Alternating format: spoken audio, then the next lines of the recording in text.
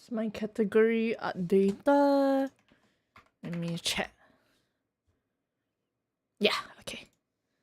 Okay, time to launch the game! We're gonna play Paranormal Side, The Mermaid's Curse. Also, this song is pretty nice. Oh, it's Suisei? Is this a new song from Suisei? 2025. It's not that new, I guess. It's last year? Guess I gotta get rid of some. No. No, but like, I mean, weight wise, actually okay, but I do wanna like, you know, convert some fats to muscle. That'll be nice. I don't mind being heavier, but like, you know, make it muscles, not fats.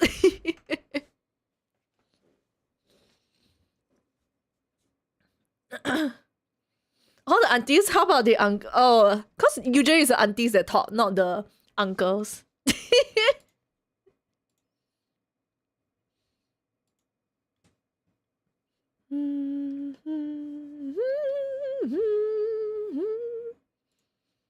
Oh shit, I forgot.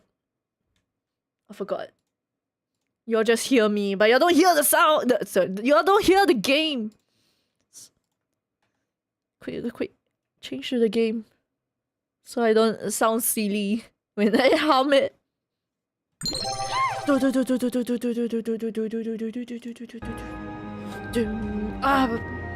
The squads!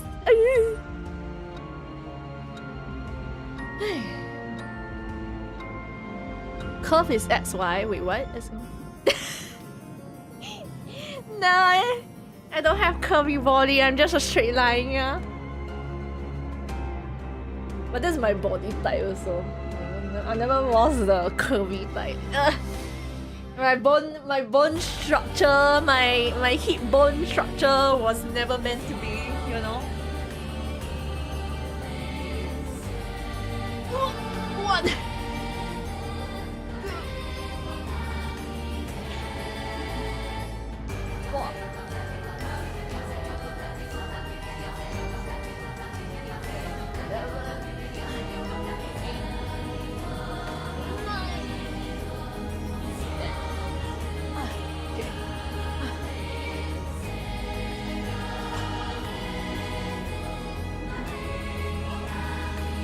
Curve body? No, I'm just a big stick. Straight line. As it goes like straight line. Stronger. I wanna convert 90% of my fat. Yeah, we all do, don't we? We all wanna convert our fats to muscles. So last time we ended with 2 people trying to capture second best girl. Wait, who is best girl to you, Misha? Is it the curly hair girl? The glasses curly hair girl? Who is best girl to you? Second best girl is Sato to you. What is it? Other we don't know. The average JoJo male character. Oh yeah. The average JoJo male character just 90% muscle. I think, unless you've played since then. Yeah! Wow, look at you! Thank you for the summary. You are right. We discovered who is the one with the slashing curse. It's the girl, I forgot her name. The girl with the scar on her face. She was handing out like mirrors. Her curse condition has something to do with mirror, but at the same time it doesn't have something to do with mirror. I don't think it's a mirror. Honestly, right, I don't think it's a mirror. I'm pretty sure like previous stream I was like, it's a mirror. It is a mirror, but it is not mirror. It's something in the mirror. That's why I don't think they were wrong to say the mirror, she handed out the mirror and that's how she was targeting them. I believe it's the, to me, out of breath.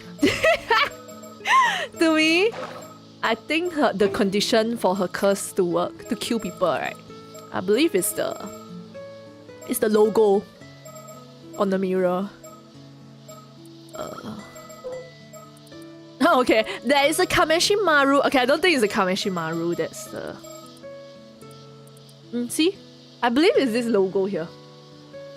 I don't think it's a Kameshimaru, cause yeah, I don't think it's a Kameshimaru. Or maybe it is a Kameshimaru. I believe it's this logo here. I think this logo here is it the...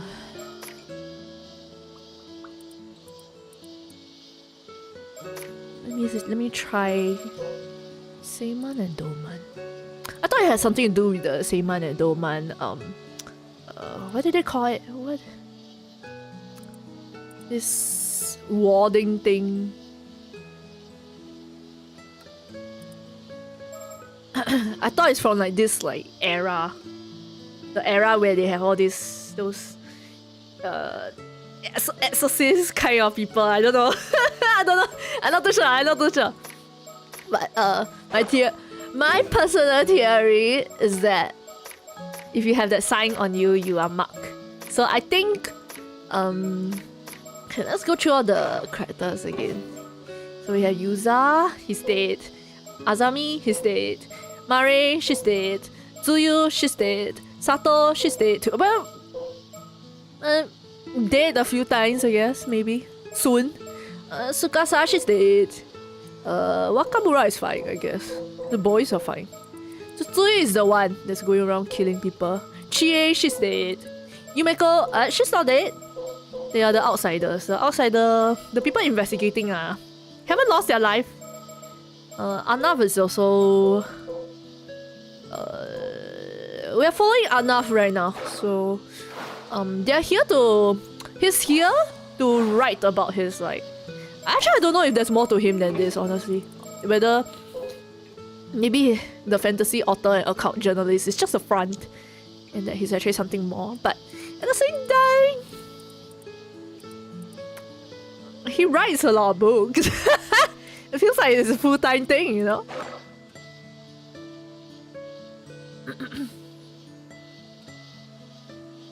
Writes a curvy type? No, I'm not. I'm like a plank. I wish I was curvy, guys. I wish.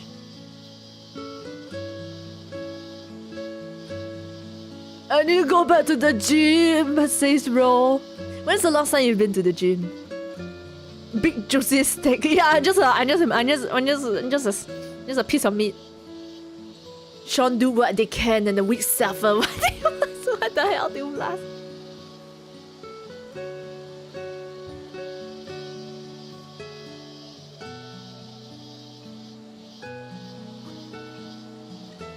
Bangse! Oh my god, Reacher's go gym without a row. Tsukasa! Oh, Misha! Misha's best girl is Tsukasa. It's not that they are dead, but not yet dead. Why is not surprised I'm still awake? Yeah. It's past 12. Why are you still awake? What time do you need to wake tomorrow? But I guess because you don't need to wake up as early tomorrow, so maybe you're like more chill. Imagine I turn around and someone jump scare us, guys. Imagine. Oh shit! He's the one with the I need to channel my accent. Whatever RV accent is. What's down there? Some sort of shrine? This shrine is apparently dedicated to Sugawara no Michizane. We should go pay our respects before we leave.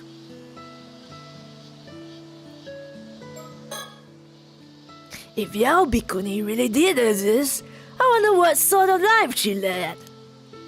I can begin to imagine what it would be like to live for hundreds of years. Let's go. There is one other thing we can learn from the tales of Issei. Adding a tale off to a book title really classes things up. You should keep it in mind. It was apparently all the rage during the Heian period. Oh, I couldn't agree more. My next work is certainly going to be a tale of... Well then, I suppose that brings this particular subject to a close. On to the next! No rest for the wicked, I say! Time to tackle the next mermaid myth! Sure. Woohoo! Tomorrow is Sunday. Now is Sunday.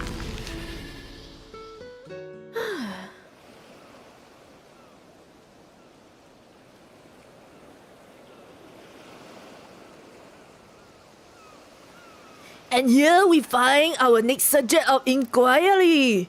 What place might this be, my dear? This is Futamigaura, the coastline that lies beside Futami town. It's just over from Ise City. Ah, then we've finally penetrated the outskirts of Ise City proper. Things are certainly beginning to heat up. I inferred that Ise City was a prefectural capital from the fact that Mie Prefecture was once known as Ise Province. Not bad, eh? Well, I can understand how you would arrive at that conclusion. But the truth is, Mie Prefecture is composed of 4 separate provinces: Ise, Shima, Iga, and Ki. Ah, is that so? But that doesn't change the fact that Ise City is regarded as the spiritual capital of Japan, making it a very important location. Very interesting. But the sun has already begun its steady descent, so perhaps we should pick up the pace a bit. Of course, I have my own reasons for trying to locate the mythical creatures.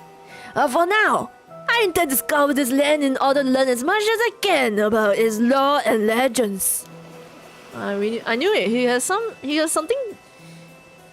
He's definitely not just a writer, so he has his reasons here, yeah? Futamigaura's sea is famously said to purify the body, so many visitors to Ise Shrine come here as well. The scenic beauty of the location has even been featured in poems from antiquity. It certainly is easy on the eyes. The strands of pine trees along the shore make for quite the striking image. To make it even better, the embankment we are standing on offers a 360-degree view of Ise Bay. It makes you want to get there on the very edge to take it all in. It really does. Being surrounded by the bay like this is such an enchanting feeling. What a breathtaking view.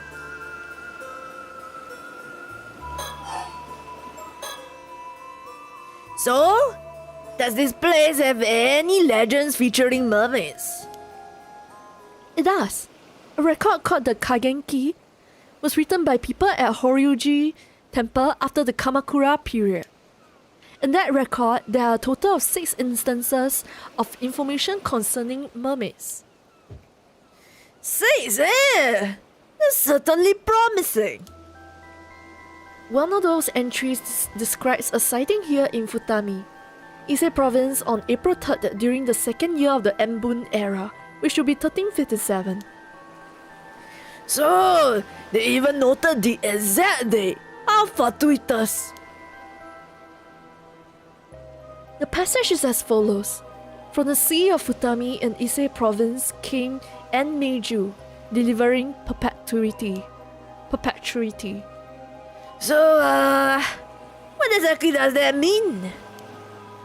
My guess is that a mermaid was spotted in the sea by Futami, and it was named Enmeiju, meaning health and long life, because it granted longevity.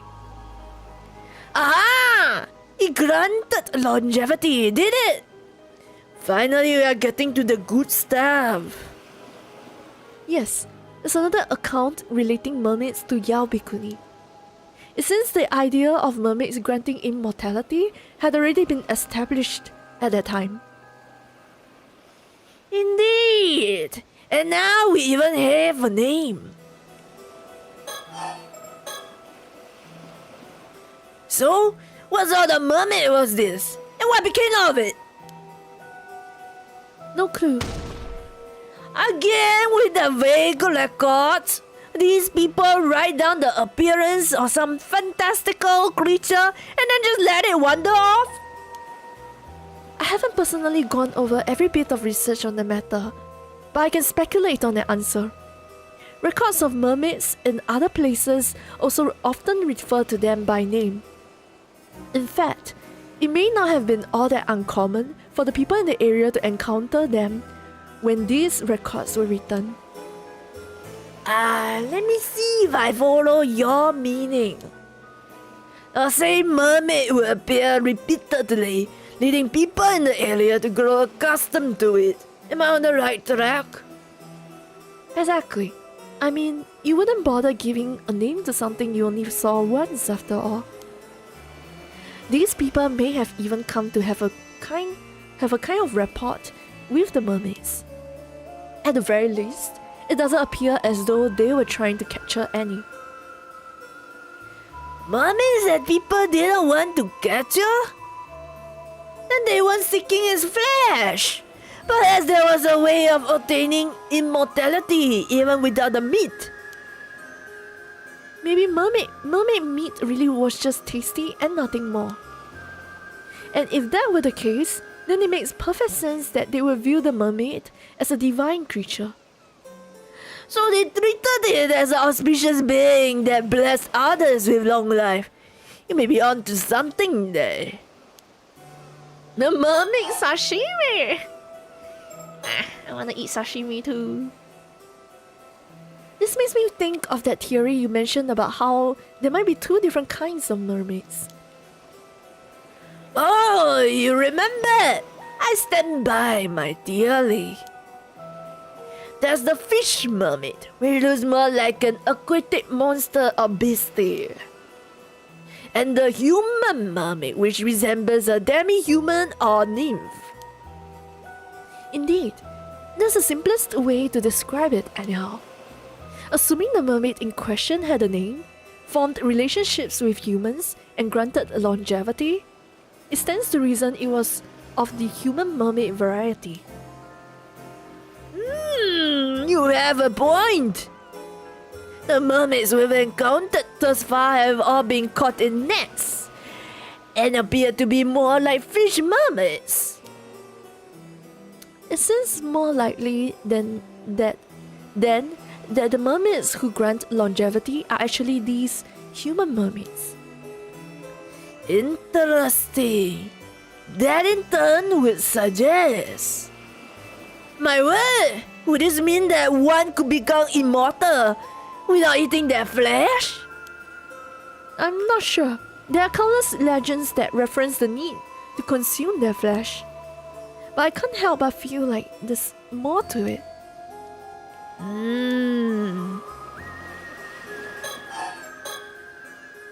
If human mermaids are capable of communicating with us, I'd really like to speak to one. Agreed!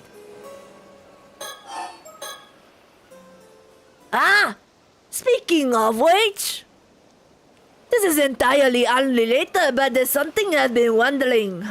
Do you mind? What? But our conversation was just getting good. Professor, you like my short ass anyway. On our way here, I noticed a certain something adorning the entrances to everyone's houses. What was that? Oh, right. Those are Somin Shorai's talismans. Somin Shorai? Yes, although in most of Japan, they are usually only hung up around the New Year, but here in the Ise-Toba Shima region, they're traditionally left up all year round. Interesting. I can add more detailed information to the files for you later.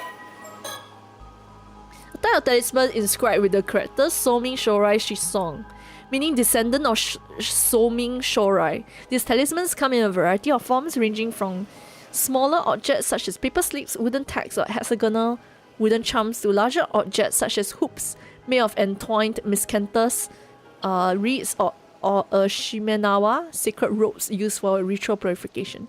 These talismans are generally placed at the doorways of households as a prayer for sound health and to ward off illness.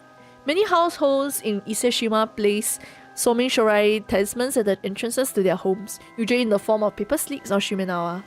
Although most families in Japan only put shimenawa up during the new year, in Ise-shima they are kept up the whole year round, being replaced once a year on New Year's Eve. The words Somin Shorai originate from the name of the central figure in the legend of the same name. Although many versions of the tale exist throughout Japan, the tale as generally told in Ise-shima is as follows. On New Year's Eve, the deity Gozu Tenno set out to court the princess of Ryugu, which is Ryugu is where the mermaids are from, and it's supposedly at this Ise ocean place.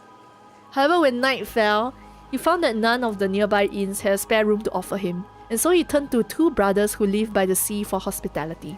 A wealthy younger brother, Kotan Shorai, turned him away despite having the means to accommodate him.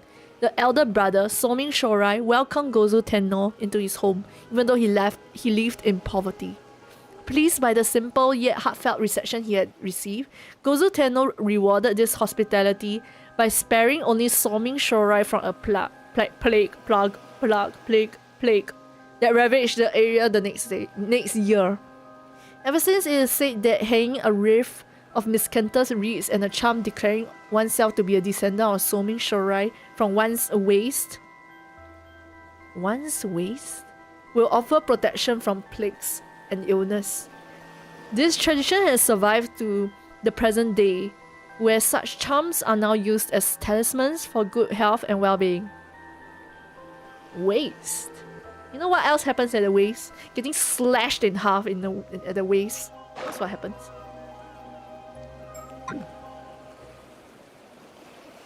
Oh. What is it?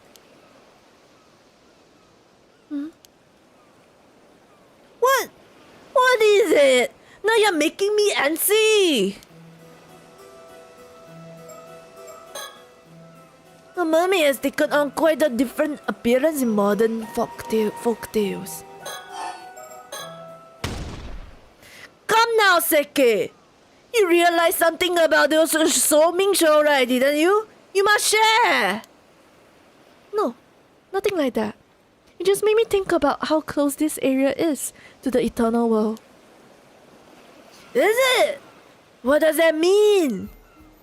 You've already know this from the files, but regarding the Somin Shorai, its origin goes back to a legend about the deity Gozu Tenno, who was courting the princess of Ryugu. Is she gonna say everything that I just read, please?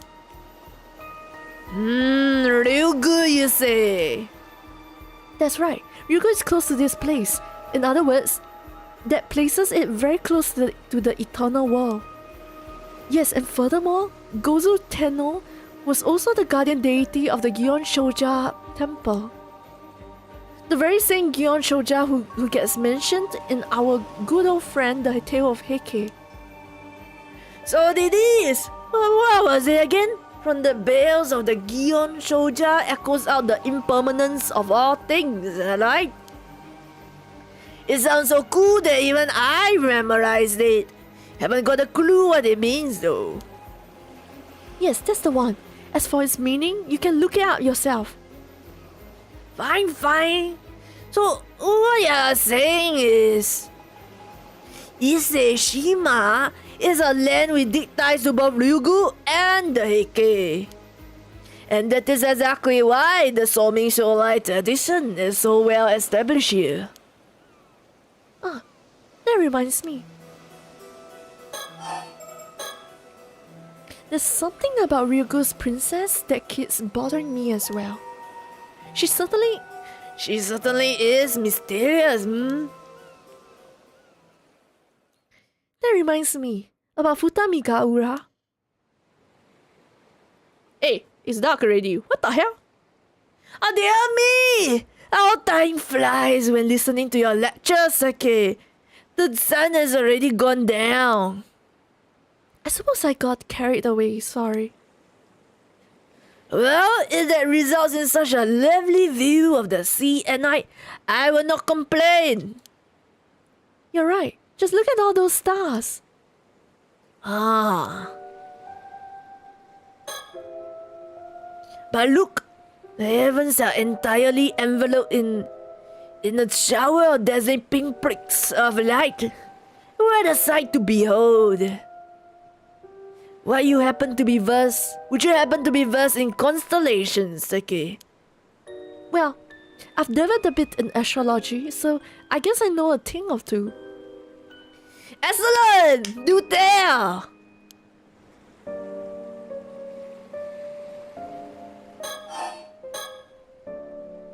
Well, if we consider constellations you can see in Japan during summer, the first one that comes to mind is the Summer Triangle. It's an easy one to find. Triangle, eh? And I presume it is made out of 3 stars. Correct. Vega in the constellation Lyra, Deneb in the constellation Cygnus, and Altair in the constellation Aquila. This trio of bright stars can be observed close to the Milky Way in this season. What?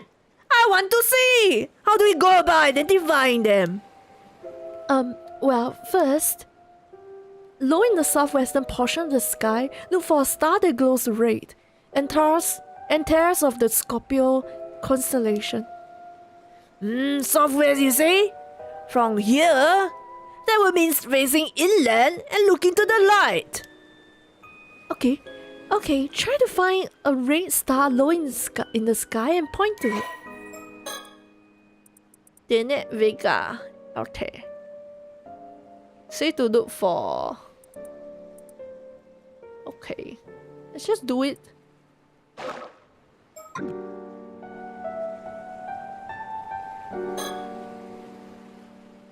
Wait! I do believe I found it! The star just there with the reddish tint. That must be Antares. Yes? Correct. There is indeed Antares. Is it Antares? Or is it Antares? Or is it Antares? Antares. The brightest star in the Scorpio constellation. Ah! I found it all by myself. Why, I'll make quite the celestial cartographer if I do say so myself. Antares? Okay. I hate to rain on your parade, but you were supposed to be looking for a star in the Summer Triangle, so please try again. Yes! That's right! Why not try looking straight up from Antares? I bet you'll find Vega at the sky's zenith. Give it a shot.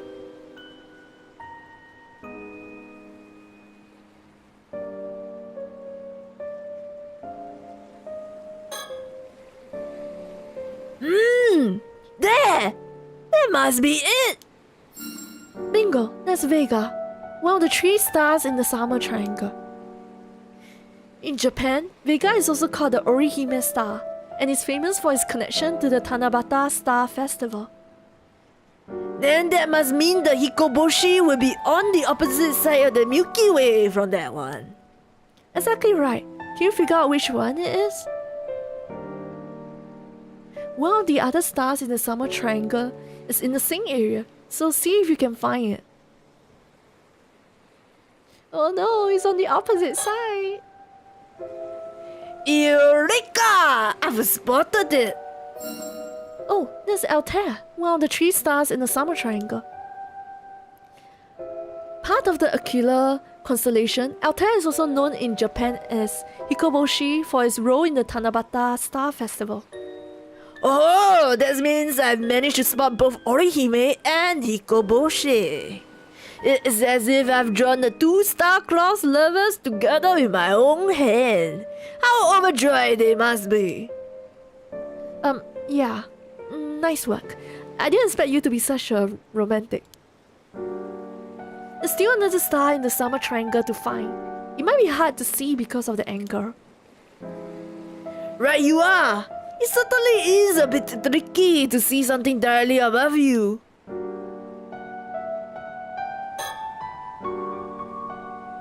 If my eye is as discerning as I believe it to be, Ah, that's the one! Oh, nice find. That's Deneb, one of the 3 stars in the Summer Triangle. Deneb lies within the Milky Way, which earns it the nickname Milky Way Star. Ah, it does indeed appear to be swimming nicely along the starry stream. There, I've located all 3 stars of the Summer Triangle. How do you like that? Good work. Now you've mastered the summer skies. Should I start addressing you as Professor? That's me! Feel free to rely on my knowledge. Alright then, tell me, what is another name for the star Hikoboshi, Altair? That's right, well done, Professor. Phew, I mean, nothing to it. Regardless, we're sitting all days to see here in Futamigaura. I'll even go so far as to call this a wrap. I think that covers all the mermaid legends for Mie Prefecture. But is there anywhere else here you're keen to visit, Seke? What? We haven't even visited Ise Shrine yet. If you ask me, we've barely scratched the surface. Ah, you got a point there. But it is getting late, so let's save that for tomorrow, shall we? Alright. Well, you could lie down on the floor to look out. That's true. The next day. Oh my god, we are on a sightseeing tour, dude.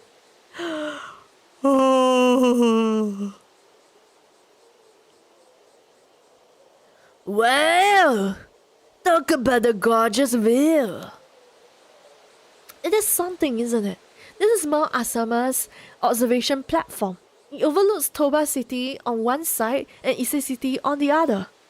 Honestly though, if I get a guide that is freaking as knowledgeable as Seke, and she's cute too, as knowledgeable as her, it's a big blessing. She freaking know all the myths, and then she can tell you like all the year and everything. She's a walking encyclopedia. Is this guy Unka Kudono? No, it is not. Unchi Kudono? It's not. It's not this guy. It's another more older Japanese looking guy. Which scenery would you be looking at though? Let's say spiritual souls. I don't know, as in if I were on a tour guide and my guide is as knowledgeable as Saki. Because I really think she's like one step beyond. and hers is like something you need to like study. Like study and research, you know? Like, would you be looking at nature or her? Okay, well, if you put it that way, why can't I look at both? So that's a Toba City over there, eh? What's Toba got going for it? Well, the first thing that comes to mind when thinking about Toba is Toba Castle, built in the Sengoku period by none other than the pirate daimyo Lord Kuki, who at one time led the Kuki naval fleet. Oh, that's more exciting than I anticipated. As for the Toba Shima area, it's famous for having the highest population of armor divers in Japan. Aha! I knew there would be something touristy. What a fantastic blend of culture and history. Mount Asama. Is this a real place, guys? Official name is Asamagata Ke, part of the Iseshima National Park. It was selected as one of the 100 landscapes of Japan, a listing of famous scenic sites gathered from across the country. Kongo Shoji is a temple, southern peak of Mount Asama, built to protect Ise Shrine from the northeast, traditionally regarded as a spiritually vulnerable direction. Oh. Perhaps as a result, many worshippers who visit Ise Shrine also make the journey to Kongo Shoji. The observatory at the peak of the mountain offers a sweeping view of Toba City and the many islands that dot Isebe. It is a real place! I think it's so cool that this is actually a real place. I would definitely look this place up the next time I plan for a trip. I'll be looking at the view. But she's the view! She's so pretty, please. Actually, but I think she's quite young. She's so young and she's so knowledgeable. Oh yeah, cause she admired the other high school exorcist girl, right? Apparently, Mount Asama's peak sits at 555 meters above sea level, so it's not that high. But as it's situated at the tip of the Shima Peninsula, it offers a magnificent view of Toba Bay's coastline and the outlying islands. Since we stopped by the shrine this morning, I assumed we'd take the mountain path. All I can say is, this place takes my breath away. From what I hear, lots of the inns in Toba are run by ama divers and fishermen. I can't wait to dig into some seafood tonight. Ooh, seafood! Seafood! Seafood! First off, you should know that the naval troops... Meow. Hi Days, welcome in! First off, you should know that the naval troops in the Sengoku period were basically just pirates. Pirates, eh?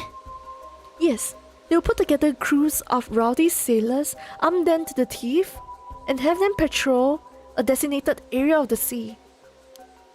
They only actually served under their commander as a naval force when there was a battle.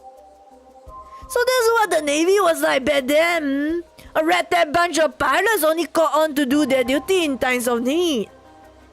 Exactly. In fact, such forces only come to be called navies during the Edo period, and that was purely a matter of convenience. As for the Kuki Navy, it was one of the pirate bands patrolling the waters of Ise Bay. A man named Kuki Yoshitaka was its commander, hence the name. He distinguished himself in service of Oda Nobunaga and Toyotomi Hideyoshi, eventually rising to the position of daimyo of Shima province. That's why they call him the pirate daimyo.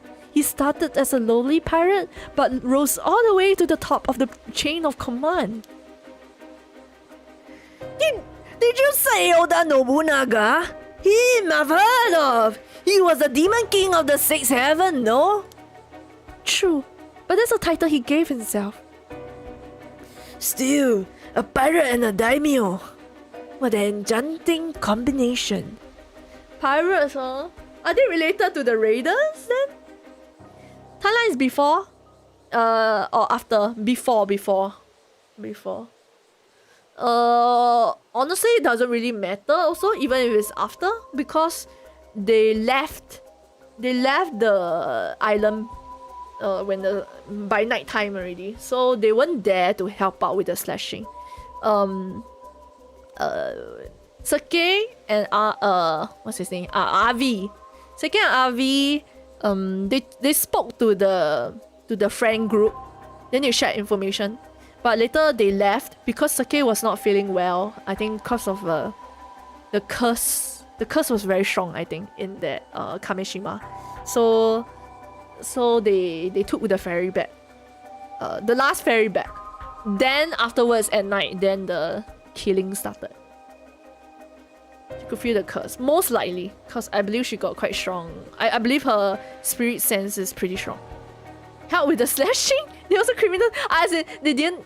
I think if Sake was there, she might have been able to stop the curse somehow. I mean, not stop the curse.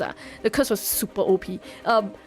But she could have assisted in some manner or another, because she's also a curse. She's not a curse bearer per se, but she can use the curses also. Something like that. She's an exorcist. I forgot what they call themselves. Exorcist is the psychic. She's a psychic. Then she got guardian spirit, Shikigami, dowsing. Okay, but actually her negate certain psychic abilities. Actually, her moveset not very offensive. Her moveset very support based. But she stood her ground against the other psychic. She stood her ground against Sodo Kuryu. And Sodo Kuryu's okay, but he wasn't trying to harm her also.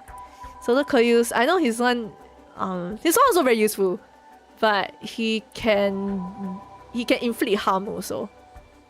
Whereas I think Sake one didn't really say that, unless the first one, Guardian Spirit, can actually protect her. Well, she can exorcise spirits. I think Sodo also can. I think all the psychics can somehow. Yeah, Shagan is so useful though from Sodo Kuryu.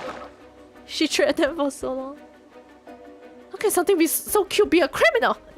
That's how they lure you in. Oh, that is actually how they lure you in. Actually, maybe. Let your guard down. She trapped them for so long. She did. She actually did a really she stood her ground against Sodo Kuryu and gang. That may be, but he wasn't blessed where allies were concerned. It seems he was always butting heads with his relatives. Oh! For one thing, he may have had his nephew Sumitaka assassinated in order to take over the Kuki clan. He also fought on the opposite side to his own son, Moritaka, in the decisive battle of Sekigahara. Wait, this sounds a bit familiar. I know there's a pirate ship thing where I play Sengoku Basara also. What's his name? The pirate daimyo. Kuki something, right? Kuki? Is it Kuki Yoshitaka? Yeah, Kuki Yoshitaka. Let me see. Sengoku Basara. Is he a character? He might be a character. Oh, there is no direct main. Yeah, I don't remember Kuki Yoshitaka, but I remember there was like ship warfare also when I was playing Sengoku Basara. But I can't remember all the people tied to it off my head. Battle of Sekigahara sounds awfully familiar. And in the end, spurred on by his vassals, he committed suicide on Toshijima, that island over there. So while Kuki became daimyo of Shima province, his land was confiscated during his son's rule, and the clan fell into decline. Life truly is full of ups and downs. How the mighty do fall! He must have been quite a collector. Let me see. He committed suicide. Okay.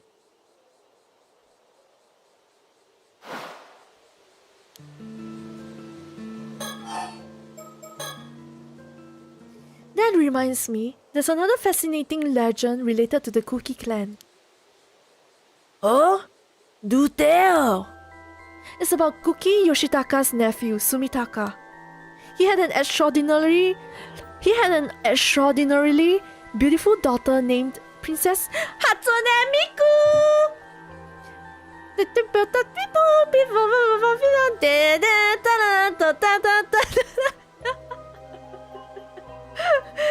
Princess Hatsune. I dare say I know where this is going. Whenever a legend starts with a beautiful daughter, it inevitably ends with trouble. You're not wrong there. Princess Hatsune Miku was so beautiful that she saw no end of suitors, and her father sought to marry her off to achieve his political ends. It's a servant of evil storyline. Okay, sorry. That's totally unrelated, but is it a coincidence that there's two people that like Hatsune Miku in Princess of Evil, in Daughter of Evil, Princess of Evil, Daughter of Evil, Miku Bee.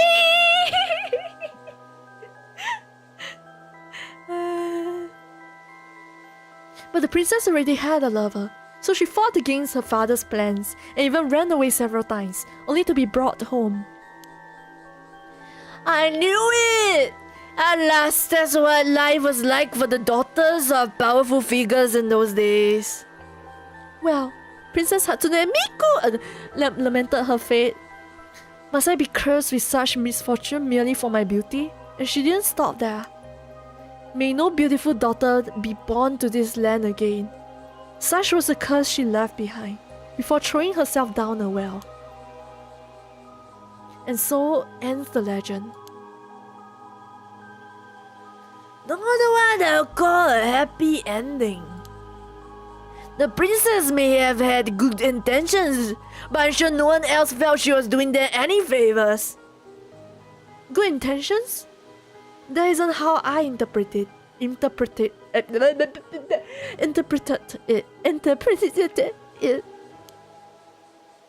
Well, what's your stake on the story then? She want to curse them! When authority figures try to force other people's hands, they bring these things upon themselves. It's just asking to get cursed. Fair enough. I see your point. Still, the princess did take it a bit far. To me though, it almost feels like that part was tacked on later. As if someone thought it would make the story more impactful, and that word of it would travel further if the princess killed herself at the end. Oh! If you're right, that would change the story completely. But there is something else that interests me more. Sumitaka became head of the Kuki clan in 1560, but he was so young that Yoshitaka had to be appointed as his guardian.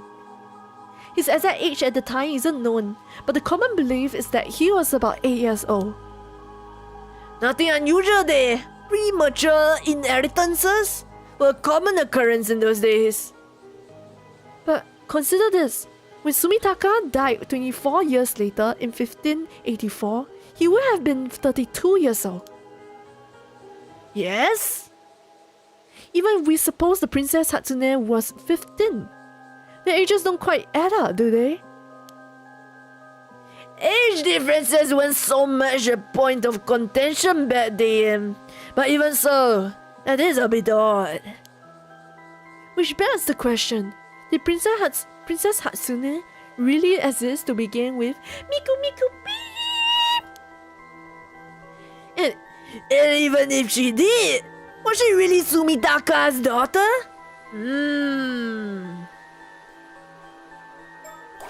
The age doesn't match.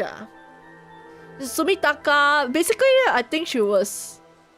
Died 24 years, so it should be 32.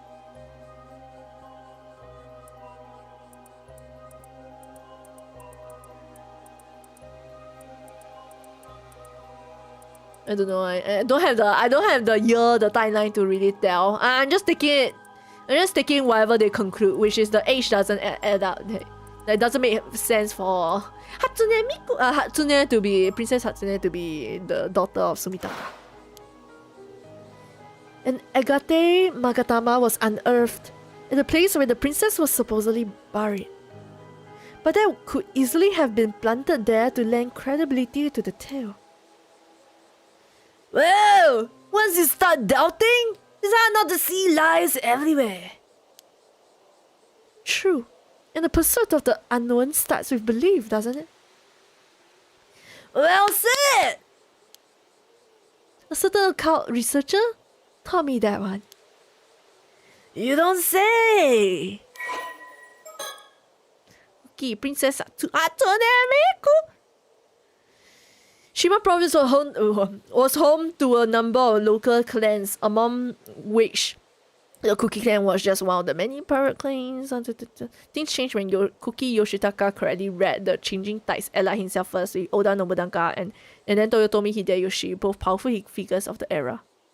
Rising to prominence as commander of the Kuki Navy, became a feudal lord of Shima province, founding this one we know. Founding Toba Kasai is the base of operation. While he was in service of Nobunaga, head of the Kuki clan was his nephew, Sumitaka, with Yoshitaka serving as his advisor. Despite his position, Sumitaka was little more than a puppet lord and died young, reportedly due to this illness, just 2 years after the Honnoji incident. Honnoji incident is the one where Nobunaga got killed by the Akechi Mitsuhide.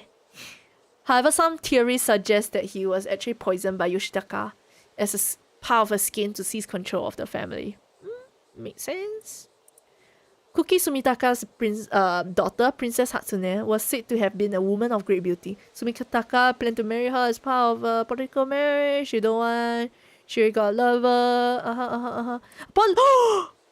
Upon learning the Princess Hatsune beloved was a member of an enemy clan, Sumitaka was enraged and insisted that she marry the person he had chosen for her. I mean, can't blame him. That's very difficult to accept. Not gonna lie. That's really not meant to be, man. Of all people to fall in love, you fall in love with the enemy! Although Princess Hatsune made numerous attempts to escape in order to be with her lover, she was caught each time, forced to return home. Princess Hatsune lamented her beauty, blaming it for her predicament before throwing herself down a well in her sorrow. As she did so, she prayed with her last breath that no beautiful woman would ever be born in the land again, or so the legend goes. Despite the tales persevering as part of the local folklore, many questions about the accuracy of Princess Hatsune's legend remain, including Sumitaka's age at the time. So, you know what's kinda ugly? Like, fish mermaids are kinda ugly, so I wonder if the mermaid thing has something to do with Princess Hatsune. She did fall down a well, which is like water related. But it's still very far, like, it's like maybe it's connected, like, but it's also very possible it's not connected. Oh, I just realized something. Kuki Sumitaka died or was assassinated exactly 400 years ago. Is that significant? It is. A special spiritual significance is attached to periods of 400 years. For instance, the cycle of death and rebirth supposedly lasts 400 years, and some stories claim that a soul endures for 400 years. Of course, 800-year immortals have twice that lifespan, but as you can see, 400 years is widely considered a good cutoff point. So, there's a chance something happens after 400 years.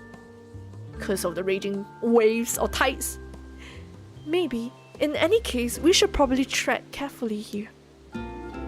It sounds to me as if we are in the right place at the right time. Ama divers have a long history in the Tobashima region.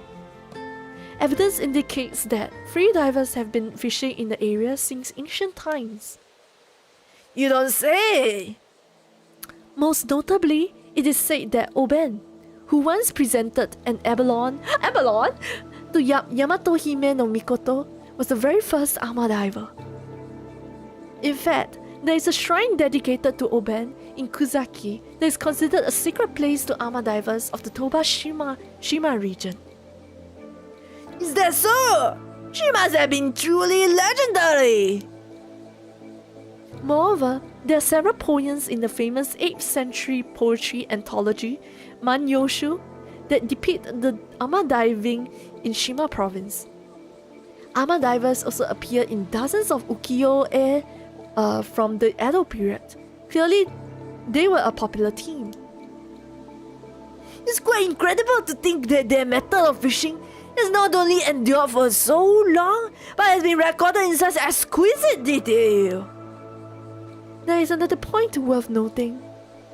Ama divers have long been likened to mermaids for their skill and grace.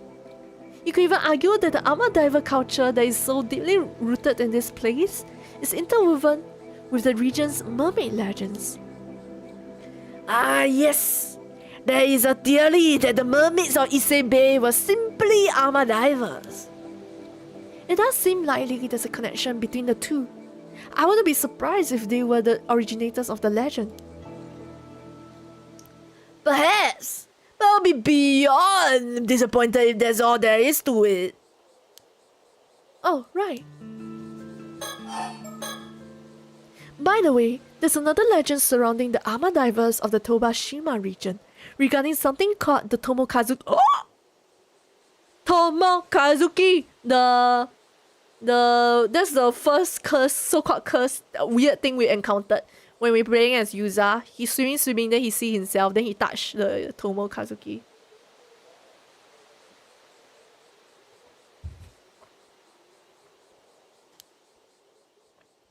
The Tomokazuki? It is believed that an armor diver may encounter a copy of herself underwater, who will then offer her an abalone. If she accepts, Tomokazuki doppelganger will drag her to the bottom of the sea, never to be seen again. Maybe the Yuza we follow has not been the Yuza we know. Hey! Second! Please don't spring the scary stories on me out of nowhere! That's why the armor divers of this area wear the Seiman and Doman symbols on them while they dive. It's a tradition that has continued right up to the present day. There must be some reason for it beyond pure superstition. Interesting. On another note, the armor divers of the Tobashima region possess such exceptional diving skills that in addition to swimming, to fishing, they also save people from drowning and fetch objects that had sunk to the seafloor, right up until the Meiji era. Well, it sounds as if they were true diving professionals. Exactly. In fact, after the Heike were defeated at Dan no Ura and were lost beneath the waves. Oh, you're back to Heike already. I wasn't aware there was a connection. Well, after that fateful battle, who do you think they sent to reclaim the legendary sword Kusanagi no Tsurugi from the sea floor? 2 armor divers. Aha! So their lost and found services were being employed even back then, eh? And while they were diving, they came face to face with the vengeful spirits of the drowned Heike.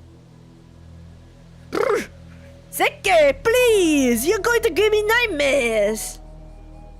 At least that's what depicted in the ukiyo-e entitled, "In the Western Sea, the diving women encounter the Heike in the depths of the water."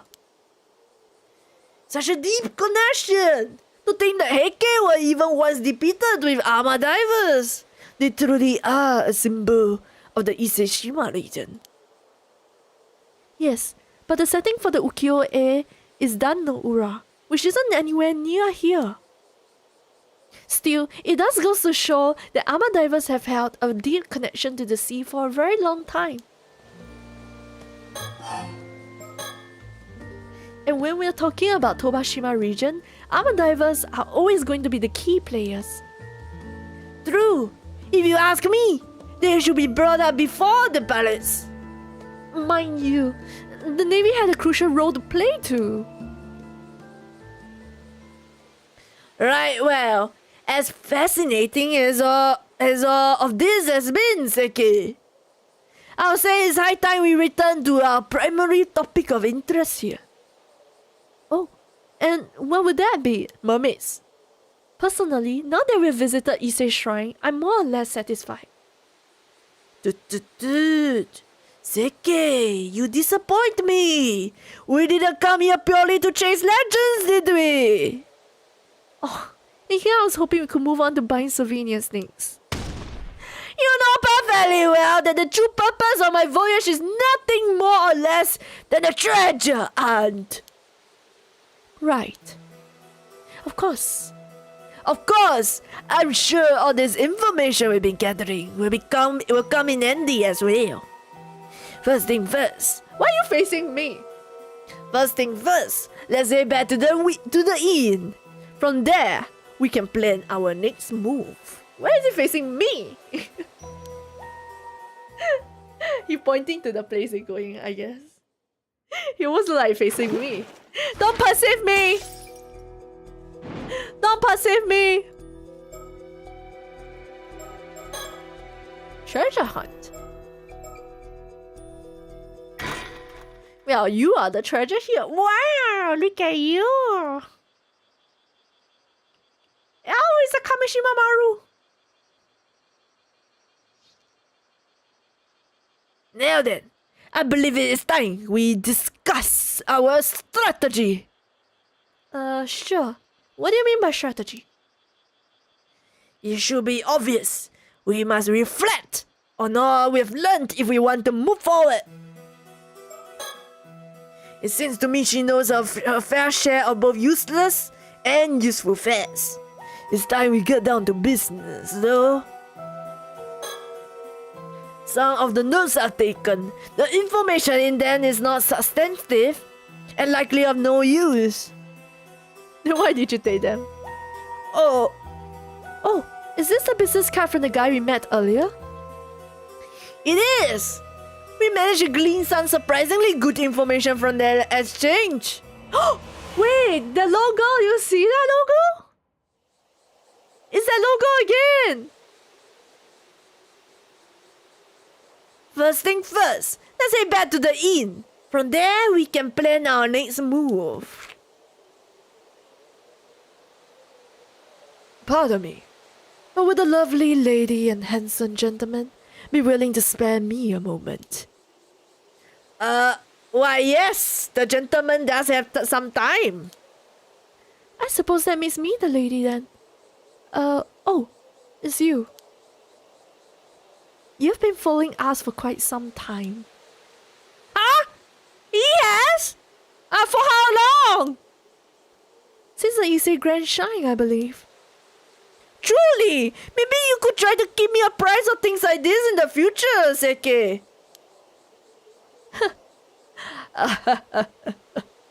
It appears I wasn't as stealthy as I thought. My apologies for the indiscretion. But you see, the two of you pique my interest. Foreigners in Issei Bay searching for mermaids. Go! You overheard everything! How embarrassing! Avi, hollering won't lessen the embarrassment. But how rude of me. I ought to introduce myself.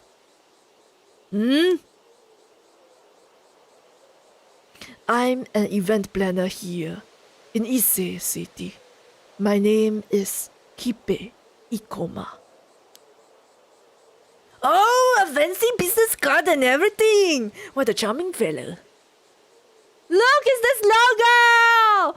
You see this logo? What does the logo mean? Hi, Michelle. There were plenty of French pirates. Wait, bro is a pirate despite this French background. I didn't know French pirates existed. Oh, there were plenty of... I don't know anything. I didn't see the logo. This logo thing. It's probably the assassin or something. I thought the assassin is just a girl. Wait, the girl is doing it for a guy, right? It has to be him. Is that the first time we're seeing that logo? A boss?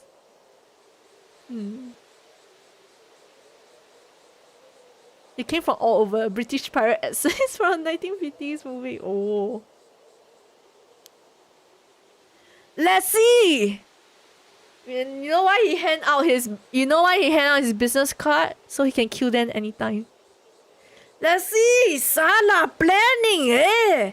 And it says here you're the CEO? I'm actually the only employee, so the title doesn't mean much. I see! I apologize for the rudeness, but I actually just ran out of the business cards on my own. Did you ever have any? I heard you need to carry business cards in Japan if you want to avoid looking suspicious, but I still forgot to bring any. But the freewheeling and forgetful man before you goes by the name Enough Barnum, a fantasy author who is merely passing through. Do you believe me, or am I too suspicious? Without the business card for proof, the verdict is yours alone to make. So you're an author, Mr. Barnum. Please, call me Avi. This is Seke. She has studied more Japanese history than even the average Japanese citizen. It's a pleasure. If you like, I can list the top 100 of Issei's best features at any time. Aren't you a delight? I was right to take an interest in the two of you. Event Services Co-CEO Kipe Ikoma. He's 26 years old. He looks like he's 35. Director of Sala Planning. Wrong planning. A venture company primarily focused on planning and producing tourism promotion events in Issei City. An ambitious young man, Kife is both highly driven and extraordinarily tenacious when it comes to fulfilling his goals. He is currently planning a PR project team on mermaids as a sightseeing attraction. About 6 years ago, with the support of wealthy tycoon Yoshiatsu Yamashina, Kipe moved to Issei from the countryside with nothing but the clothes on his back and an eye to make his fortune. Oh! I was like, is it Unka Kudono? It is. This one is Unka Kudono. Kibe moved to Issei. This aggressiveness won him Yamashina's favor.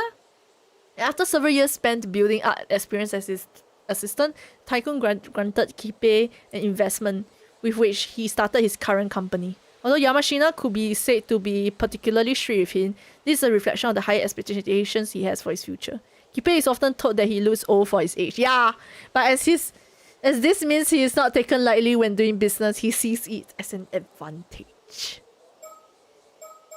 Is the logo on the mirror? Yeah, the logo is also on the mirror.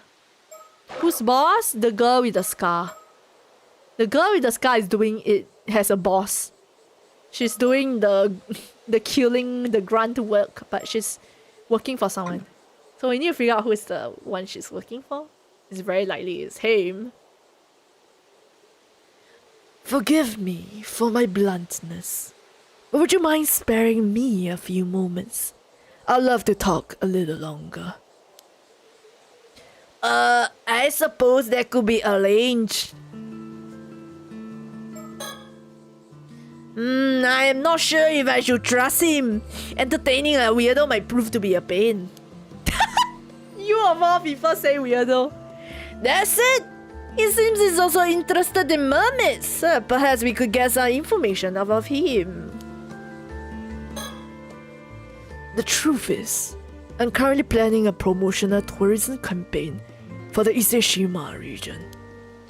I was thinking of using mermaid legends as the centerpiece of the campaign. Mermaids, huh? I'm sure you are already quite aware of the mermaids legends of Issei Bay, yes? I thought we could hold events and exhibitions centered around such legends to attract tourists. I see! So that's why you were interested in mermaids.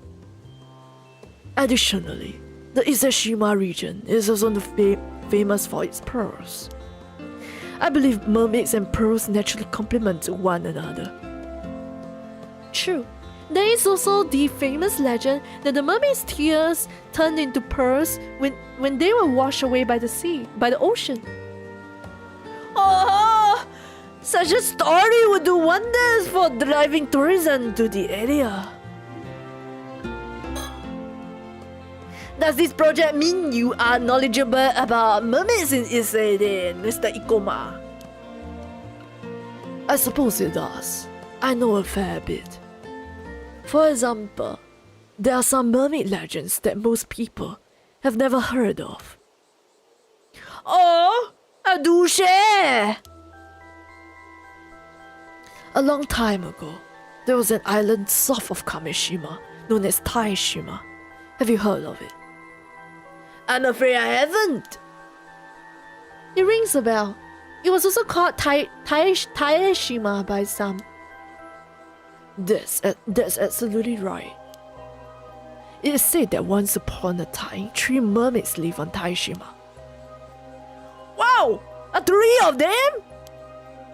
Tell me, were they human mermaids or fish mermaids? human mermaids. Well, I suppose their upper bodies were human, so I suppose you could describe them as such. I see. Then that would separate them from the 3 mermaids discovered in Betsuho during the Heian period. Oh, this is the first I've heard of this tale. However, Taishima sunk about 400 years ago during a natural disaster. The mermaids seem to have vanished after that. What? That's such a shame! Regardless, it is said the 3 mermaids were named Sobe, Nagame, and Hayase. So the mermaids were named too, huh? That definitely adds to the authenticity of the story. Pardon me, Mr. Ikoma. I never came across such concrete information. Where did you learn this? I don't blame you for questioning my sources. I also haven't managed to find any records of this tale. You see, the story was passed down through word of mouth. As it turns out, there was a single man who managed to escape this island's destruction. His descendants have kept the legend alive. Ah, so it's one of those descendants you heard the story from. That's right. They live a modest, private life these days. Descendant? That's Somekawa, isn't it? That's our mom, right?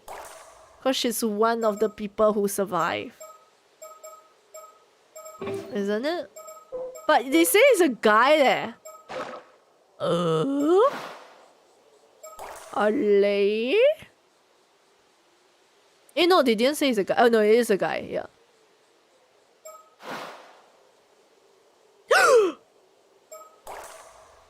What if our mom is actually a guy? She's trans! Just kidding.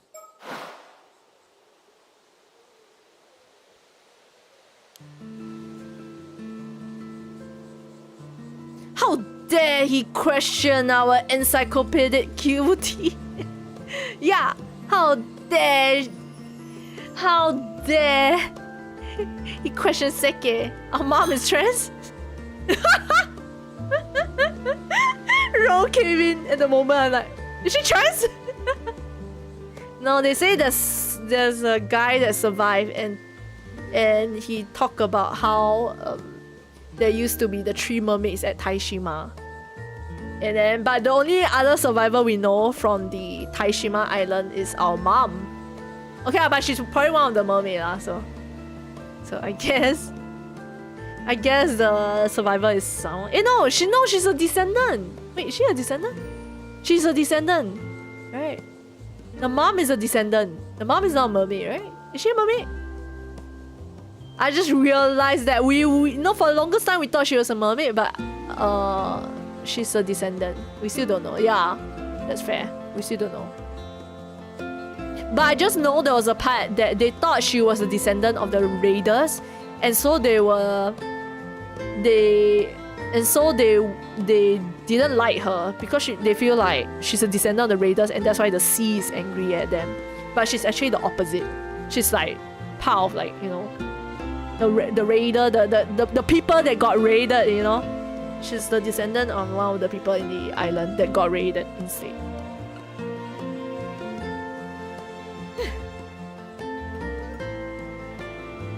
Gusts of wind grace this lovely observation deck.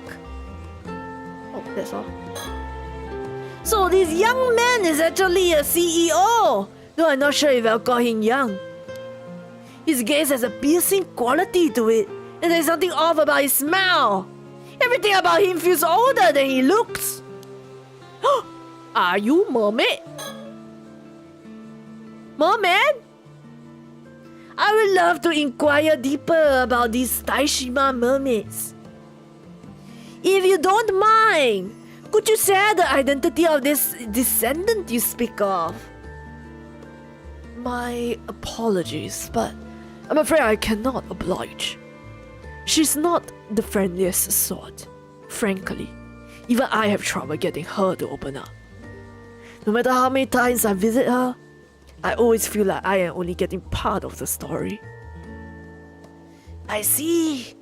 That's a real shame. Now, this may not be much consolation, but I have another interesting rumor from this descendant to share. Oh, I'm all ears. It concerns one of the rumored Taishima mermaids. It is said that a few decades ago, one of those mermaids turned human and now lives among us. No kidding! Oh! She became human? It does ring a bell though. Why, that is exactly like the story of the Little Mermaid! What an exciting discovery! You say this was only a few decades ago. That makes it quite recent. This former mermaid could even be walking among the people here as we speak. If the story is true, then yes.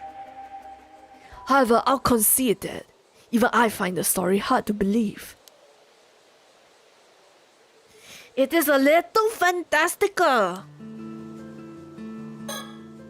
Few decades of mermaid is an alpha. No, they never age.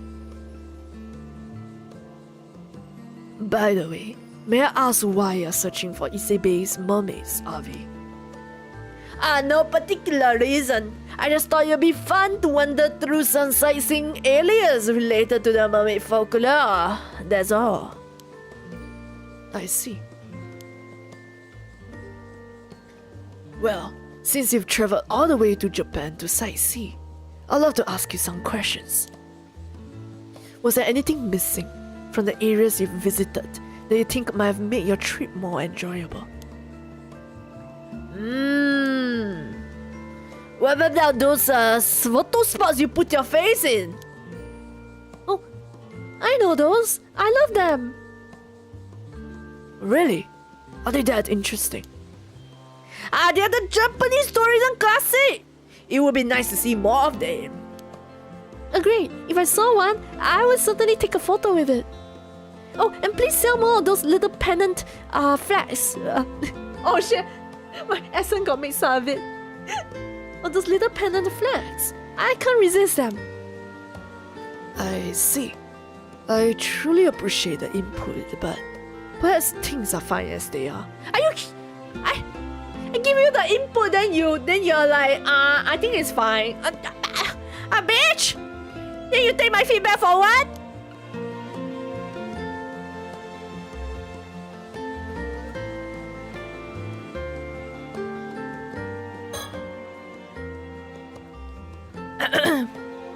Should you discover anything new regarding the area's mermaids, please let me know. Understood. We heard you do the same for us.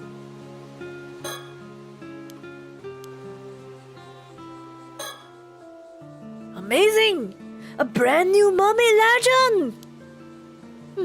The real question is why? Why? There's a long history of people making up legends to drive tourism. Such stories linger on despite their veracity being entirely unverifiable. I suppose. Is something the matter? It's nothing. It's nothing. Well, it is about time for us to get going. Yes, of course. Thank you, and I apologize again for taking so much of your time.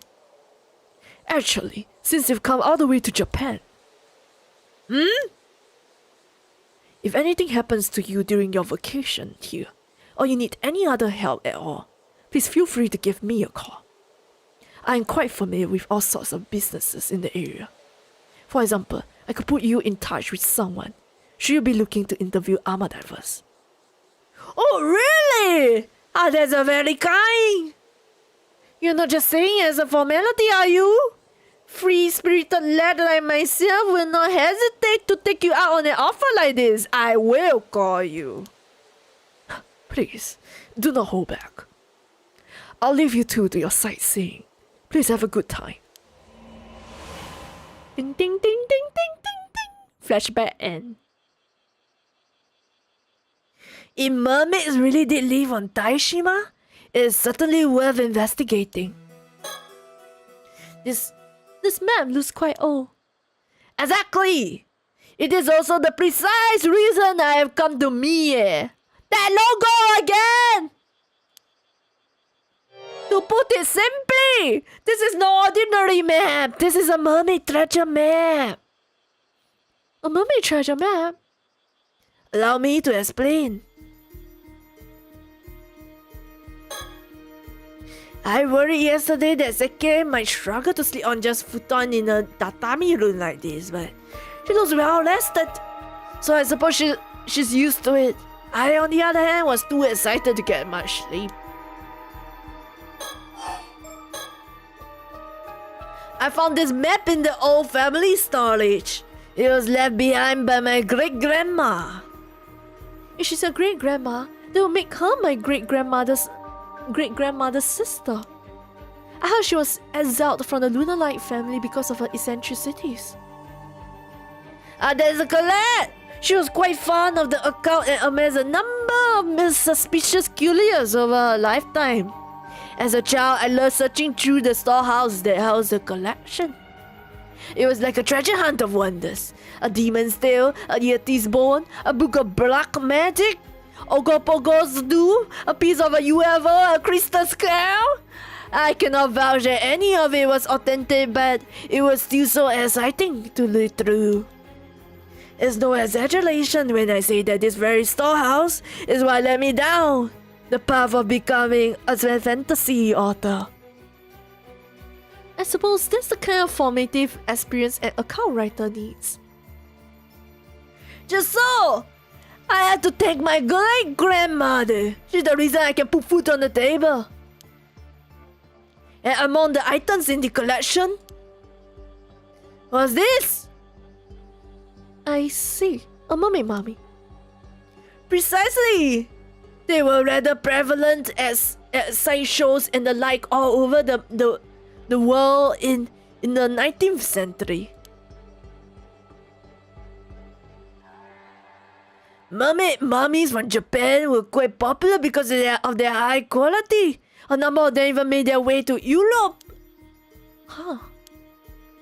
This one probably made his way to the family storage around that time.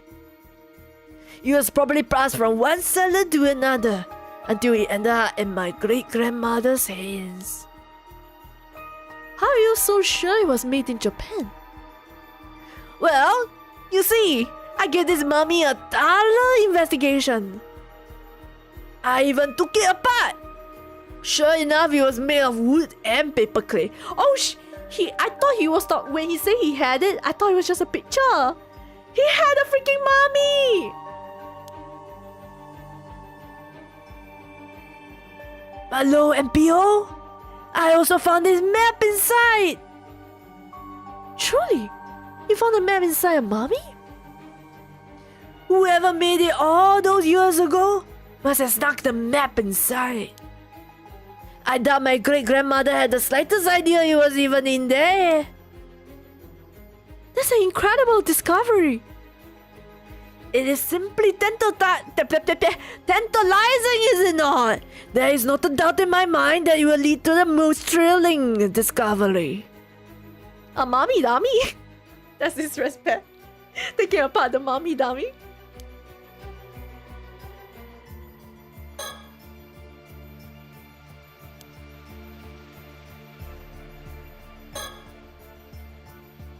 This is a sketch of the mermaid mummy that I found in our family storage. Bringing it along would have been out of the question, so I settled on just bringing a sketch. Oh, that's right. I still haven't told Seke why I'm searching for mermaids.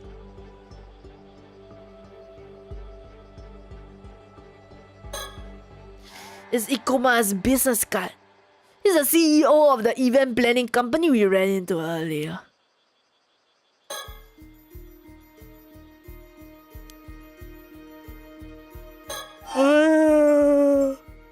Wow. Drink some water.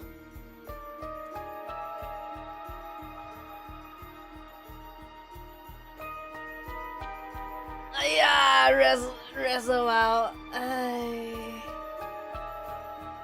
Is it time for bed? But it's barely 2 hours.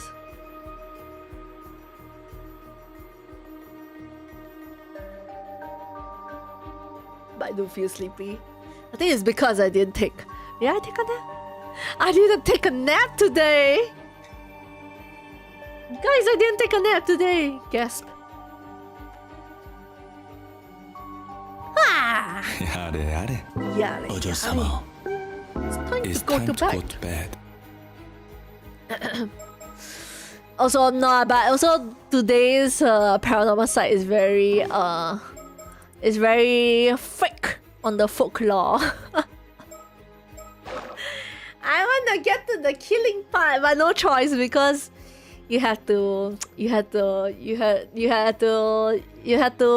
build it up before everything goes awry, you know. So then, why did you call this a mermaid treasure map? Well, it was hidden inside a mermaid mummy, so it follows it must be a treasure map of sorts, no? I see. Your enthusiasm has carried you quite a ways from home. I'm impressed. Hey, thank you.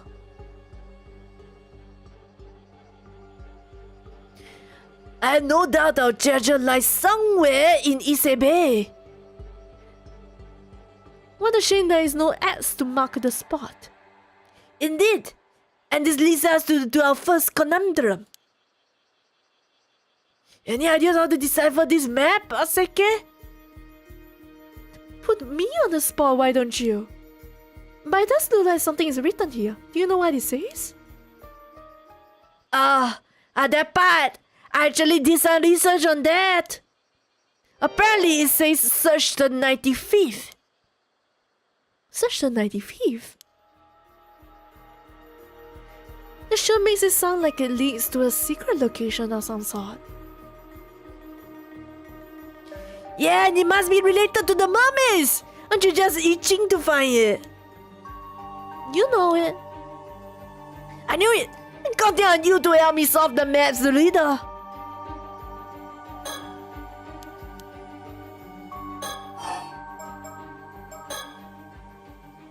Oh wait, I just remembered. You say you can douse, no? Can't you just douse for the treasure? Then we can skip this whole map and riddle business altogether. I apologize, but that's impossible. Truly, but why? Dowsing is usually used to find waterways, veins of ore, and other such things.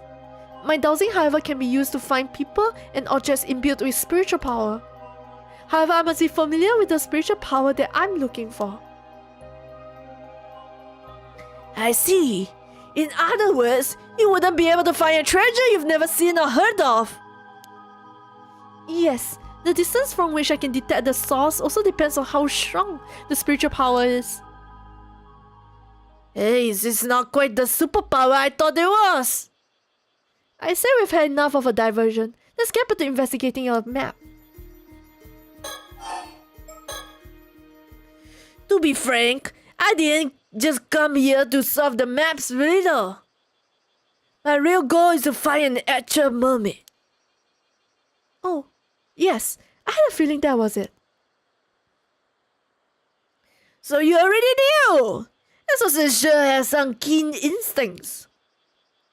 What will you do if you find a mermaid? Do you want to become immortal? I suppose I might as well, considering all the trouble finding one will be. Your reasoning is unexpectedly uninspired. Simple though it may be, I find the idea quite romantic, akin to ascending to a new stage of humanity. Sure, I guess. I take it you disagree with my thinking, Seke. I fail to see why my opinion should matter here. What you do is your decision to make. Though I am not certain that an immortal can still be called human. Still, your decision is irrelevant to my duty, so I will not try to interfere. Actually, meeting an immortal would be a rare a rare once-in-a-lifetime chance. Please transcend humanity and let me examine you. And I prefer you didn't speak of me like a research specimen, but I'll overlook it for now.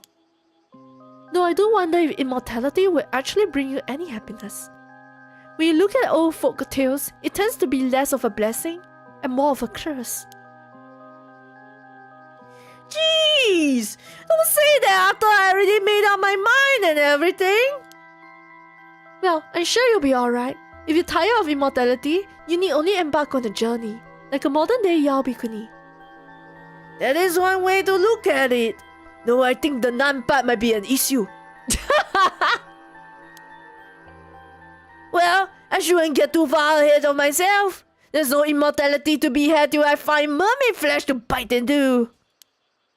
So let's start there. Understood. I'm also quite interested in finding a mermaid myself.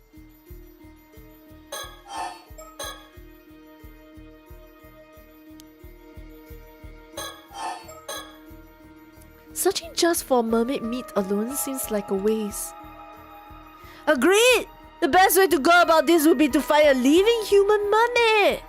And I had no doubt that this map will lead us to a place that's related to mermaids and immortality. This is quite exciting. Now this is what they call a true adventure. No matter the era, there's nothing better than a quest for the unknown.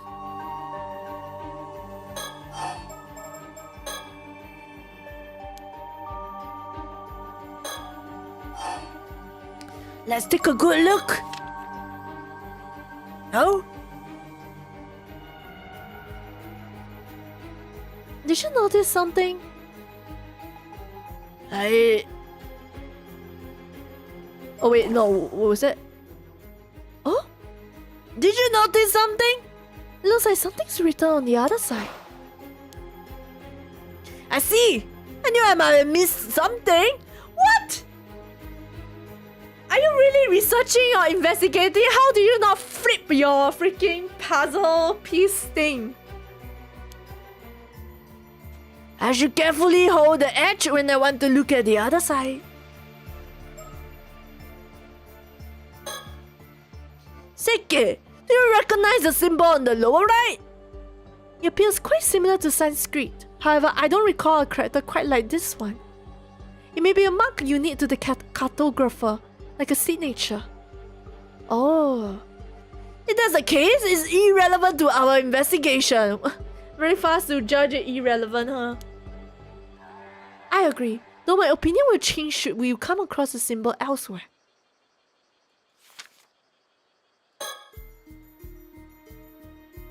Take a close look at all the spots on the back of the map. Why is this like the stars? Oh, we need to see in a certain direction. Oh, those? I dismiss them as a bunch of stains. Do you really think that's all they are? Something about those spots feel familiar.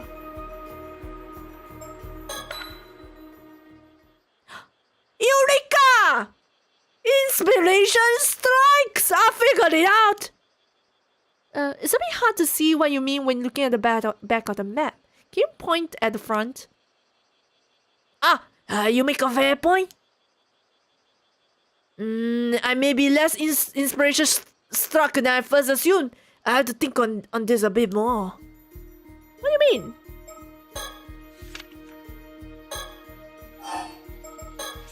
What do you mean?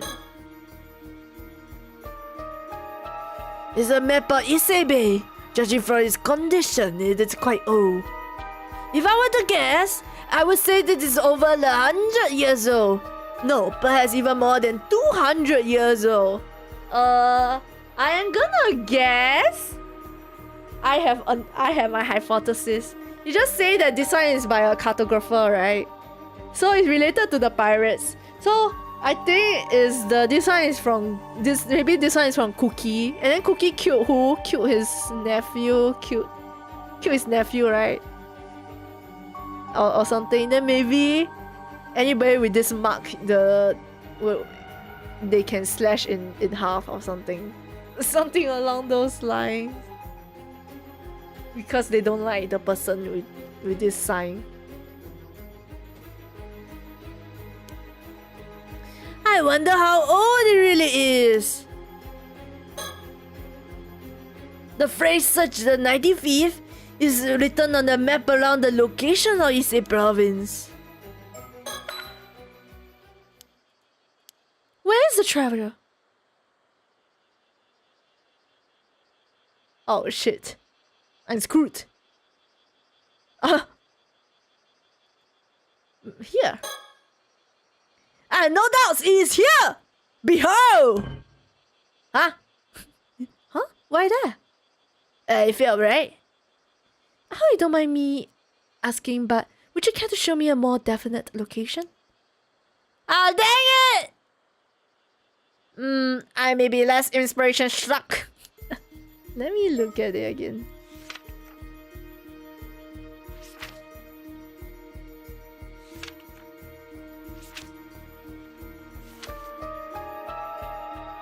Oh wait. Maybe like here, right? Then this spot will be like here, right? Then this spot will be like here, right?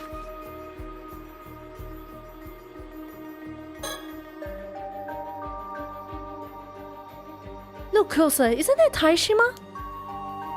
Right! It depicts an island to the south of Kamishima. It's safe to assume this map was made before Taishima sank, then? That makes it over 400 years old and made during the Sengoku period. Incredible.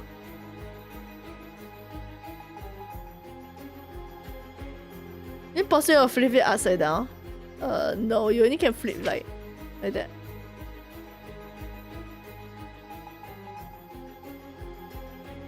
Oh! There we go. Lights! Ah, knew it. Oh my god, you can do this too. That is quite cool. You can do to the ceiling light and you can do to the window light also. Wait, hold on, let me check whether I got some Yankee bird to like pick up. Oh, mosquito repellent. Yay. It's a neat contraption. Just plug it in, it will kill it. Really? I feel like I need a mosquito killer things, yeah. Recently my house, I don't know why, I suddenly got a lot of mosquito. I don't know if it's like the weather. I saw on news that some area... I saw on the news that some area in Singapore has a lot of mosquitoes recently. I think because of the weather. Small inn. It's a laid-back inn that feels more like a private residence than a hotel, thanks to the attentive staff. I could barely count all the different fresh fish we were served for dinner last night. I had not felt so full in a while. Extra lights for the room. A lot of attention was paid to creating a comfy atmosphere for the guests. It may resemble an L-shaped dividing screen, but I think this is actually a towel rack. Your clothes is a small clothes rack. I see! So that's what it is? Yes, normally it's used to hang kimonos, but this one is quite small, so I suppose it'll work well for towels and other small garments. You're quite knowledgeable. Yeah, she's very knowledgeable. This is a poster advertising the island of Kamishima. I'd love to pay a visit to a remote island like that. The name is intriguing too. Ah, Kame means daughter, doesn't it? A door to our room. Outside is a hallway with a restroom and wash basin for communal use. Guests place their shoes in the cubbies at the entrance and wear slippers while inside the inn. Sorry, just looking around. A hanging scroll perfectly complements the tatami room. This room may not have a dedicated alcove, but the scroll still really ties the room together. How lovely.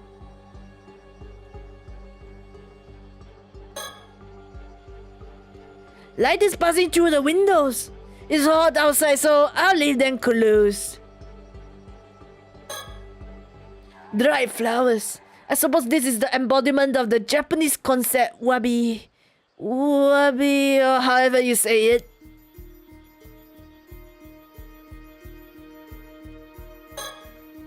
My bag. A faithful travel companion of several decades. It's a very small bag.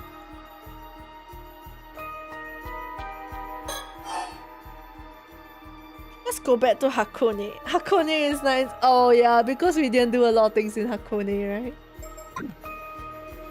So there's me.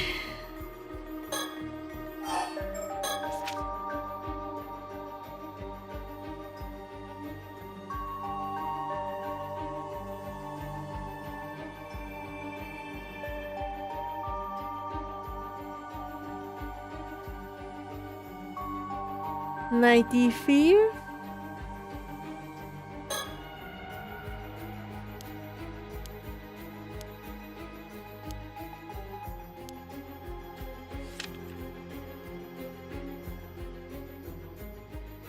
I also don't know what I'm looking at. Do I just randomly guess a spot? 95. Oh, is it in the middle of everything?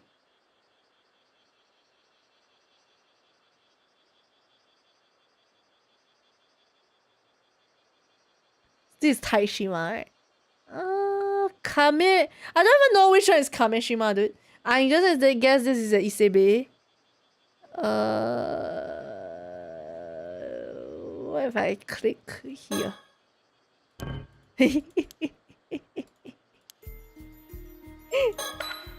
We randomly click, yeah, I'm gonna try. I'm gonna click all the big places.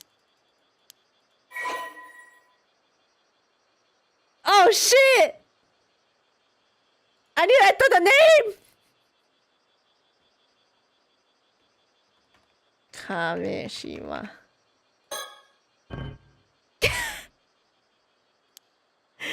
Where is that?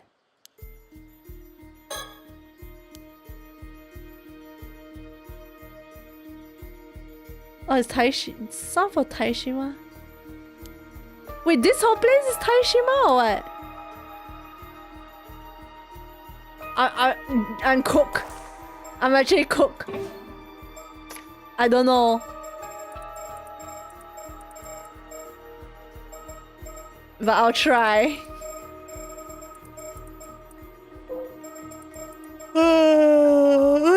Taishima. Where's Taishima?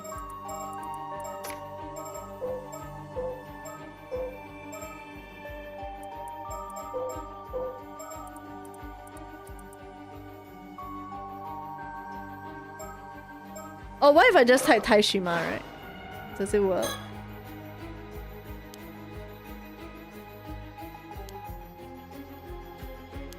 Wait!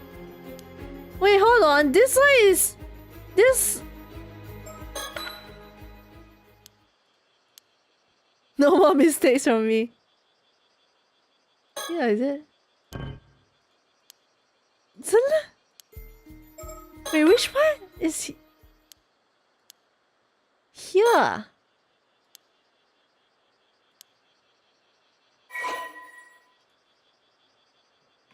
Is that Taishima?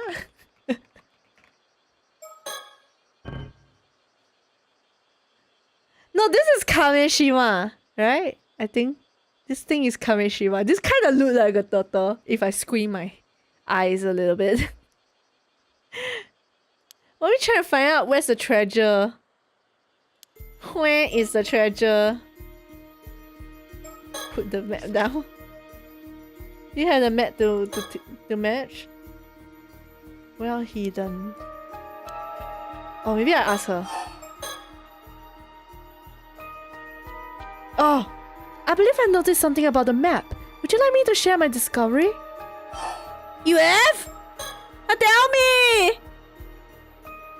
Well, if you are so desperate to flaunt your wit, I suppose I could let you help me a bit. You're done packing one batch. You have 4 more! Gambare. No, we're trying to find treasure and I have zero clue what I'm looking at, basically. The map. They were like, this must be Taishima. Then I'm like, wait, what? Which part? The whole thing? This small dot? Let's start by thinking about what's written on the map. Remember how the 95th is written atop Ise province? Uh-huh. Do you recall a conversation we had yesterday? There was something related to Ise that had more than 95 parts. There was? There was? Give your files another look. Then ask me again if you're still struggling to understand. Is it the 95 poems? GG. She tests me, dude. Eh? Sorry, I saw 95th here, I got excited. Ah! 95, 95, 95. 95!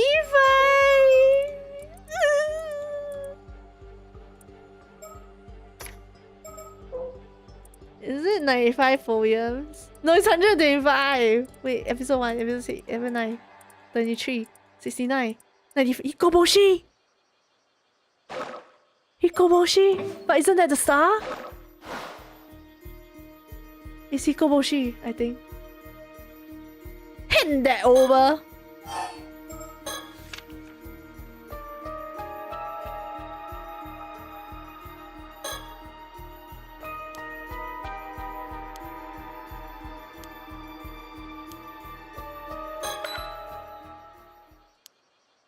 And it makes sense, cause it's the Altair, the what, Vega and the don't know what.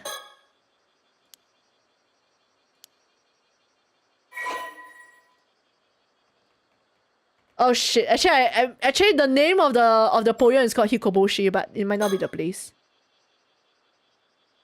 Oh, Hehehe. Allow me to explain. You see, the 95th in the reader must refer to the 95th tale in the Tales of Ise. And the title of that tale is none other than Hikoboshi. Next, note how the summer triangle constellation is drawn on the back. The location of Hikoboshi or Altair corresponds to this very spot on the map. Oh, you got it! Incredible! I was only able to figure it out thanks to your help. Let's consider this a victory for us both. Phew. I figured out where the treasure lies. I'm quite keen to investigate further, but I should converse on other matters first. We'll definitely solve the map's riddle. Even if we were to search the area on the map, it's in the middle of the sea. How are we supposed to search a place like that? Looking for an unknown object somewhere on the large swath of seafloor seems like an impossible task. You're right! That does sound difficult. We might have to ask our friendly CEO for help. He did give us his card. However, wouldn't that mean we have to inform him of the map? No other way about it. Just say you want to find Alma Diver. In addition, should we find anything? I imagine you expect the share of the spoils. No, don't! I don't want to share! Divide by 2 versus divide by 3! I really want to keep it all to myself! Sharing is the worst!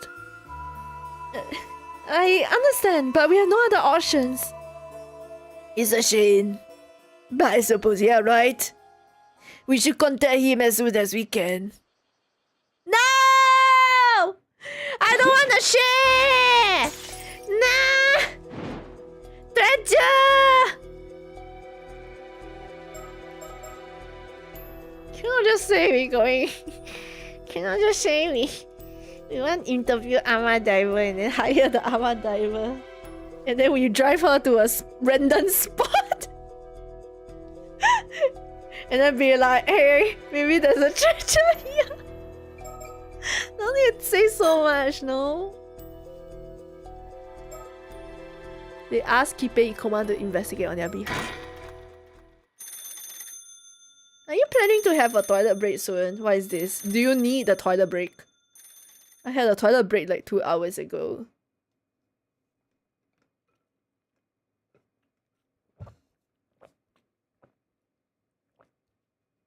I need to pee!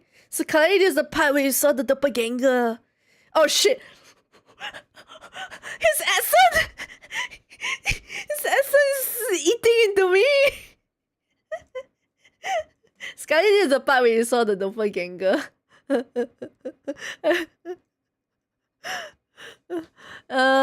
Maybe honestly, I feel like they got lucky or unlucky at the spot where they were ama diving for the first time.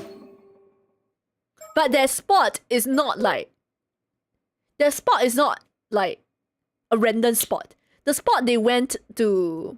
You slowly read. I go pee. I'll go pee also in a bit. After I finish what I want to say. The spot where Yuza first dived is where the mom died. And where the mom died, she was gonna use the mirror, right? To dispel the curse there. So there is something there. There is something there. Yeah. And then we did like unlock the sigils there or something, but nothing happened when we were doing it the other time. So we have to see where the story brings us, yes? Okay, let me save and then I'll go pee also. Might as well. BRB! Pee time! Oh my god, the Kirby ping.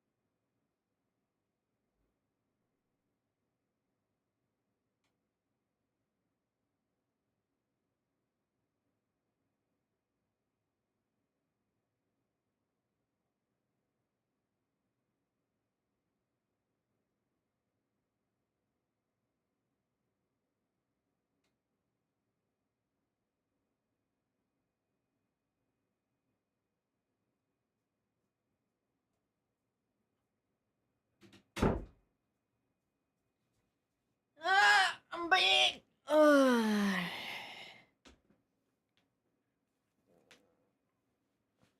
Oh yeah, I remember the other day it's a bit too late to do this, but better than nothing. Then the other day I was watching the stream. I think the game can be a bit louder. Cause there's was it this game? Should the game be a bit louder? I think it's okay, but I think I have like some preference. Oh shit, my volume mixer got issue?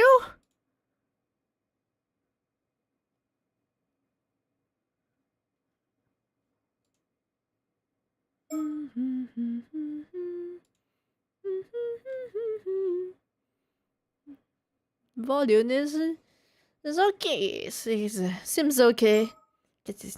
No. You must experience the oh shit. You must experience the exciting music when they bam, and I'm like okay, I turn it up a little bit. You can see whether it's like. And actually, the game is mostly BGM and sound effects. So as long as it's like not, it's slightly lower than me, I think it'll work pretty well. Maybe slightly lower, somewhat lower than me, it'll work well. Because I think if it's like got voice, then sometimes maybe if you depends. If you want to talk over it, then if there is already like voice acting, then you want it to be a bit lower, right? But then again, you want it it depends. It's so difficult to decide sometimes. Okay. Thank you for the toilet break. No problem. Hello, this is Ikoma. I'm calling about the seafloor investigation. I asked an armor diver to investigate the area because I was keen to get results as soon as possible. However, she has not returned.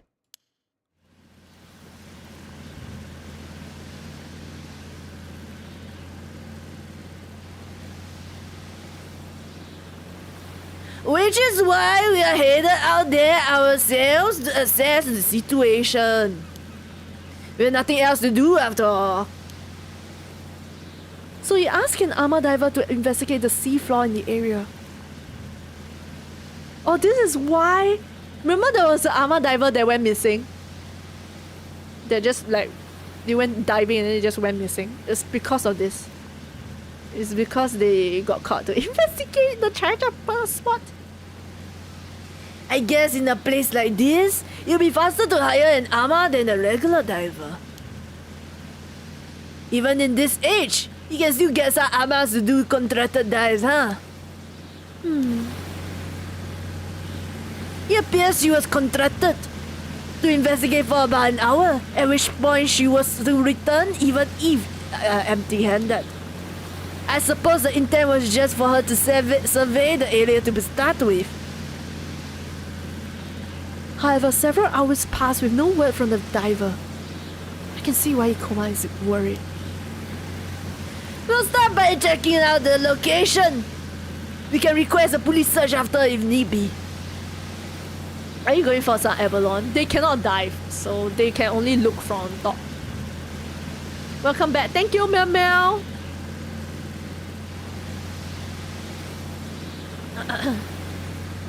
Abalone. Seki! Do you have a bad feeling about this? I'm distracted by the bubbles here. Just look at the bubbles, guys. Look here. Look here. Look at the bubbles. Boing, boing, boing. I do. Ever since we first heard about this. I see. There's a strong negative spirit energy in the air that has only intensified as we approach the spot. Something happened there. The diver didn't make it back. Is it safe for us to go? I have a talisman that repels evil. It should be fine. Well, if you say so, worst comes to worst, we'll reunite in the afterlife.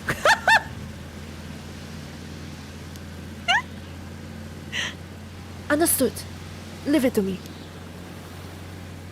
I'll be that funny. There's something there.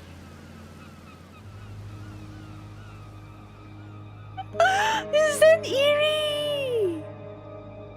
My hair just like stand. And then just nice my aircon also blowing at me, and then the cooling aircon wind made my hair stand a bit.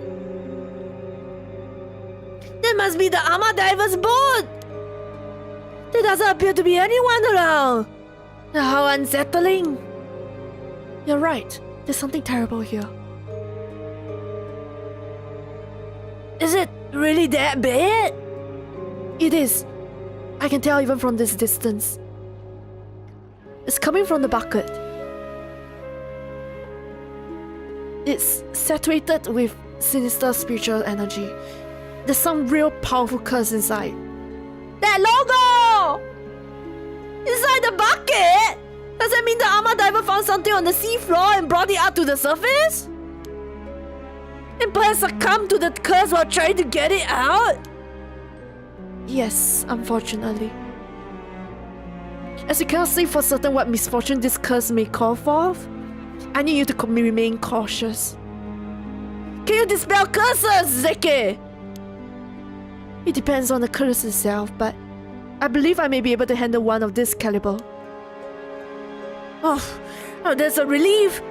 Is it really safe for us to approach that boat, though? Yes, it's fine. For me, at least. Understood. If anything happens to me, then I'll leave the rest to you.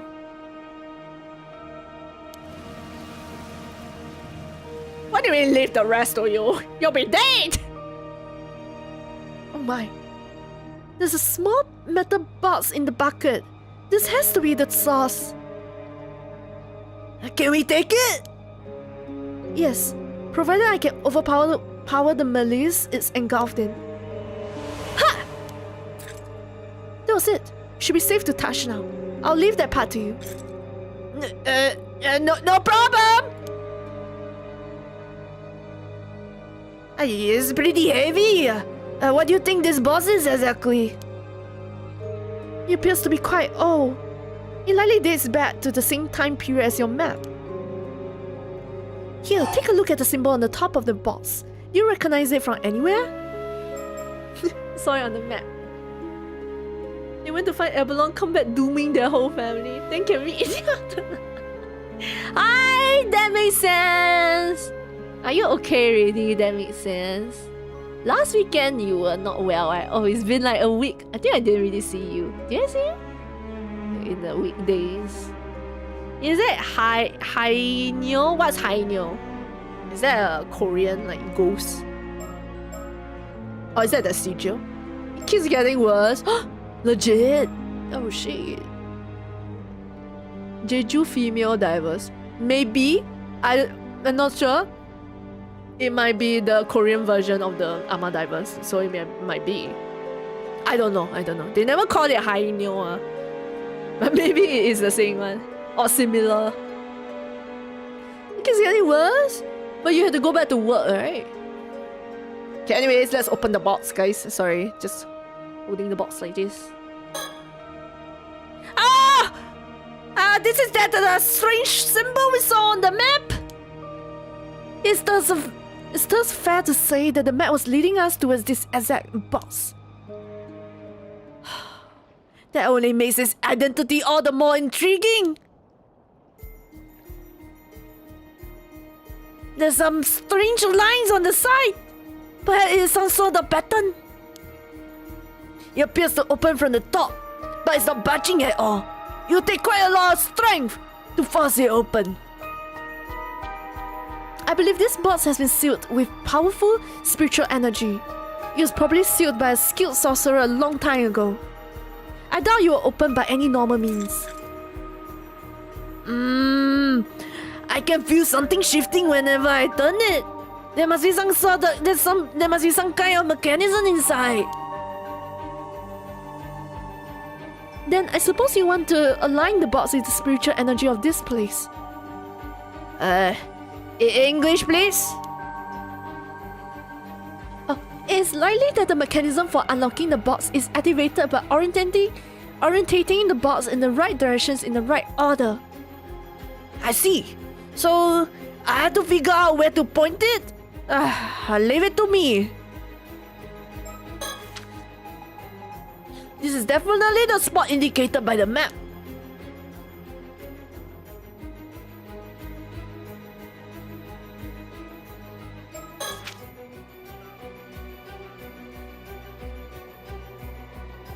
Soft. I'm guessing this is soft, right? Soft.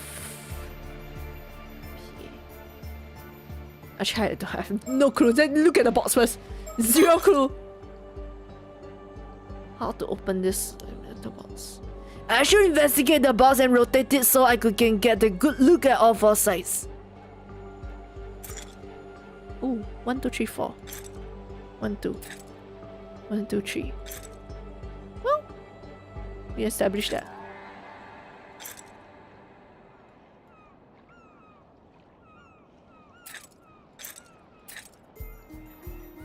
Point it at the right place. I have to orient the box in the right direction. But what is the right way?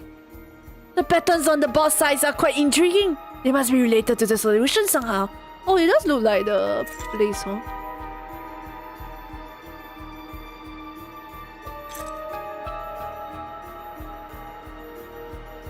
Wow, I cannot tell. They are all the freaking islands, dude. Well, this is the nearest. So I assume this is... Oh shit. Like this? Oh, is this supposed to connect? Is this supposed to connect with like the island? Like this? You know. Dodana. Dole dole. Connect. No, it's not connecting. Connect. Wait. Eh? This looks exactly like here. Oh shit, his accent is rubbing off me. Jeez. Eh, please, it look exactly like this, please. It look exactly like that.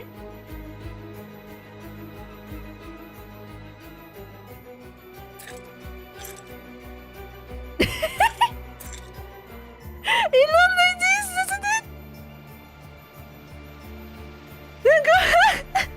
I only can rotate it, guys. Is it not like this? I am like super sure it's like this.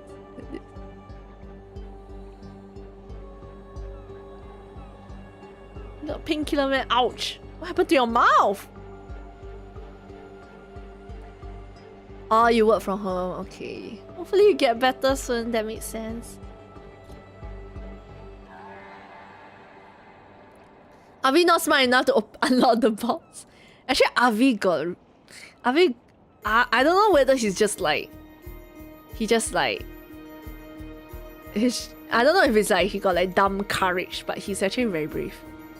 I wouldn't have been able to handle this, dude. It'll be too much for me.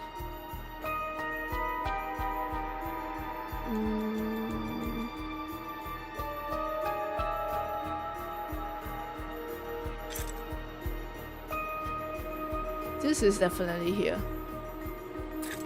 Oh, is it I need to match 1 by 1? I think I need to match 1 by 1 then. Okay, give me a moment. Right here. Oh! I feel something move inside the box! I must be on the right track. Nice! Keep at it! Next one, number 2, right? 2.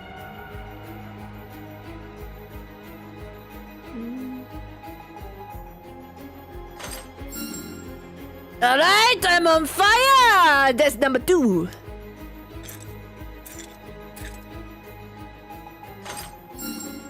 It's here! I found it!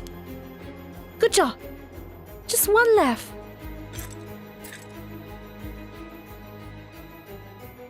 Wow, this one is the hardest, honestly. Singular island. Is it here?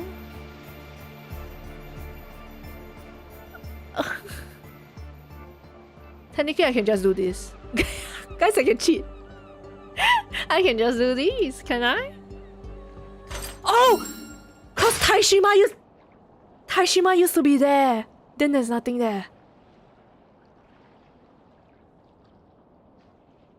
Yes! It's open! That's why I couldn't find the last piece. Congratulations! What's inside? Let's see. Huh? What is this? It's a cursed stone. Some kind of a small wooden carving? Huh? Curse of the Forsaken Fish. Wait! Then who? I thought this was taken. Then who was turning people into mermaid? Oh! Whoa! Something came out! Yes, what is this? Make it stop! Hatsune Miku! I want to go. No way, it hurts. Let me go. Help me. A deep and painful, resentful memory has invaded my mind. Three forever ill-doers be as fish perish. You've acquired the curse of the Forsaken Fish's curse stone. You can use it to turn people into fish and kill them when they are submerged in the waters of Issei Bay. It can even be used at a distance, provided the target meets the requirements. Press the use curse button when you wish to use the curse.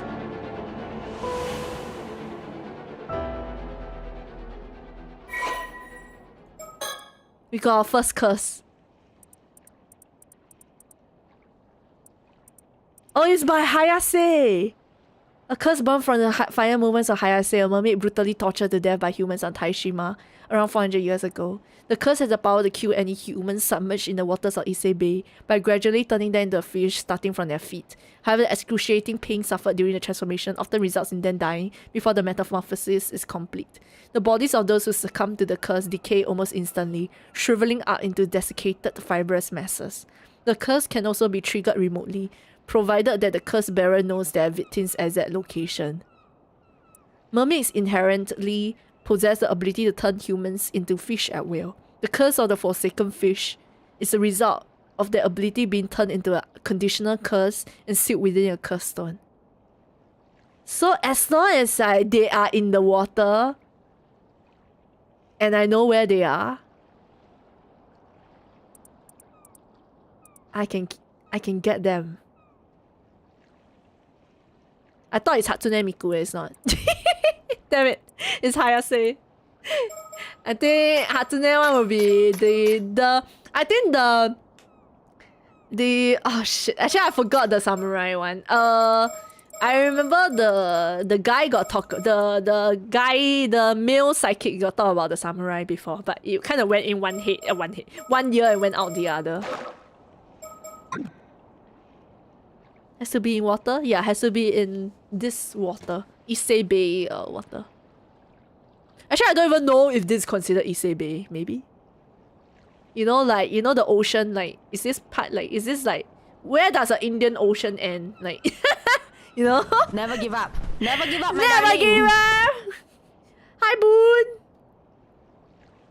Time now is 2:28 AM. Good night, Ezra! Bye-bye! What's the requirements? Has to be in water, and then the user must know where they are in the water. Can be remotely. We better run before Rai puts the curse on us. Push Avi. Oh my god, I miss her voice. Yeah, Jowsing's voice, right? Finish your last exam. Congratulations, Ezra! Thank you so much for having a good stream. Thank you. Oh, you did tooth extraction surgery on Monday. What happened to your teeth? Was it wisdom tooth? Get well soon. I think it'll take like maybe a week or so to get well. Actually depends on your surgery. Depends on how deep it is. My one was a normal, like, pull out the wisdom teeth. Then it's about like 1-2 weeks, right? Yeah, open wound. Oh, your whole pillar become right. Oh my god. Oh, you had an extra tooth. Oh my god. Lucky you ought to have wisdom tooth. I'm too dumb. Then the dentist, I say I don't have. When's the last time you checked? How deep is your tooth? Yeah, how deep was your extra tooth? Some people, a tooth is just like here. Like inside or something.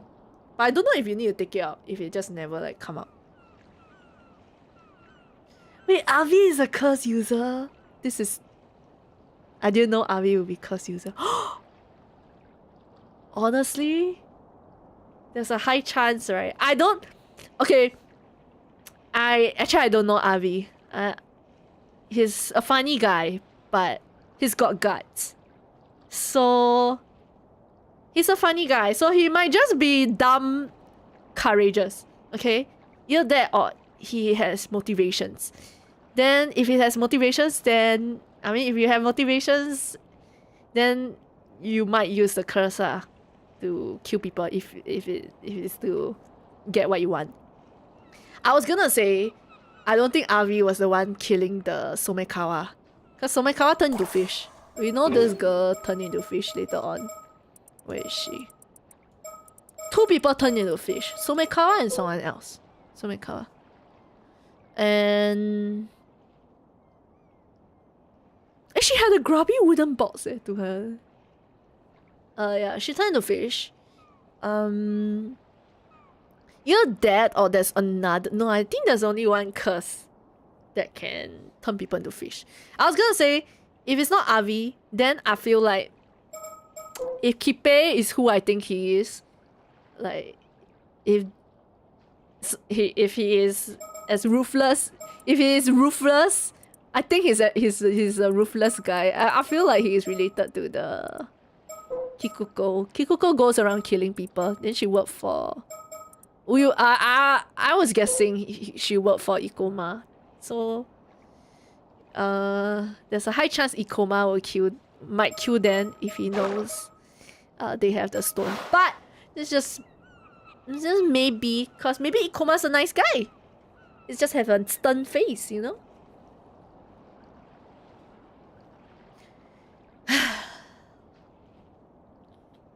You grew into your gun at Razor. Ooh. Who owns the curse stone now? Avi. Avi owns it. That's why Avi saw the curse. What the hell was that? I'm not certain.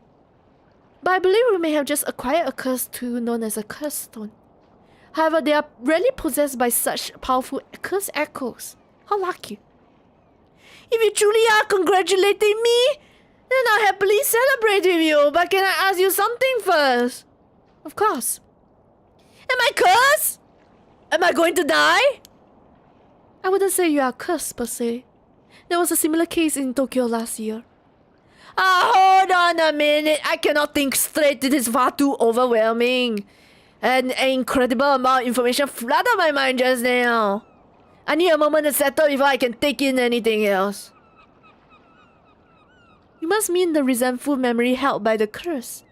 It's a phenomenon wherein the events leading up to the curse forming are passed on to the curse bearer so that its grudge will spread. Oh, and curse bearer refers to someone who is haunted by a curse echo and thus able to use the curse. Stop! Stop! I already told you I can't take any new information! You're doing this on purpose, aren't you? Curse echoes. This one, so if you played the first game, Paranormal Site, the 7 curses, mysteries of Honjo, the first game, you'll be familiar with curse echoes and curse bearers, because in that game there was a shit ton of curse echoes and curse bearers, dude. Still, like, just, but it was very fun to watch them try to like kill each other. It was like a free-for-all fight between the curse bearers in the first one. This one is a bit, well, we're not there yet. Maybe we will get there.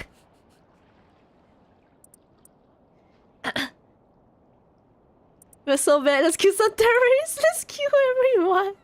It's normal. He feels scared. His French ancestry. Oh wait. Why he's so scared to die? I mean, it's normal to be scared to die. So curse echoes are just now the mermaid looking thing. What we saw there just now. This one. Ooh, we haven't seen this one. This one is called the curse echo. Let's see. Oh shit. I lost the page! Where is the curse echo page? Here, cause yeah, and then you need to use curse stones are like the tool so that any normal person can use the curses. Yeah. Then each curse have their own trigger requirement. The first game, the what is the Forsaken, the well one is very OP. The well one is as long as they turn away from you, you can kill them. This is crazy! As long as they turn away from you, as long as their back is facing you. Many curse stones have conditions that must be fulfilled to use them. Okay. Often based on spiritual power and characteristics of the curse itself. If a curse stone has low spiritual power, it may be possible to use it under specific circumstances. Such as when under the influence of the Feast of Shadows. Oh! Yeah, there was also that domain expansion shit, which is the Feast of Shadows. Which enhances all the spiritual power. Curse echoes. Visual manifestations of the curses. Related to the origin of the curse, but they do not always take the same shape, sometimes appearing in more abstract or disfigured form instead. Unlike spirits, they are manifested illusions, and such have no consciousness of their own. Person afflicted by a curse that has a curse echo is called a curse bearer. Even among curses, a curse that contains a curse echo should be considered very powerful in and of itself. Ordinarily, those with no spirit sense will not be able to perceive a curse echo, but such individuals who become curse bearers by coming into possession of a curse stone or some other means can see other curse echoes. Oh yeah, once you have... Oh yeah, there was this thing! Once you have the curse stone, you can see the other curse echo. Right. I think I just learned why Taishima sunk 400 years ago. Let me sort out all that first. Really? Tell me! Yeah. Give me a minute. As long as they turn away, kind of... Yeah, that was by far the most OP one, dude, in the first game.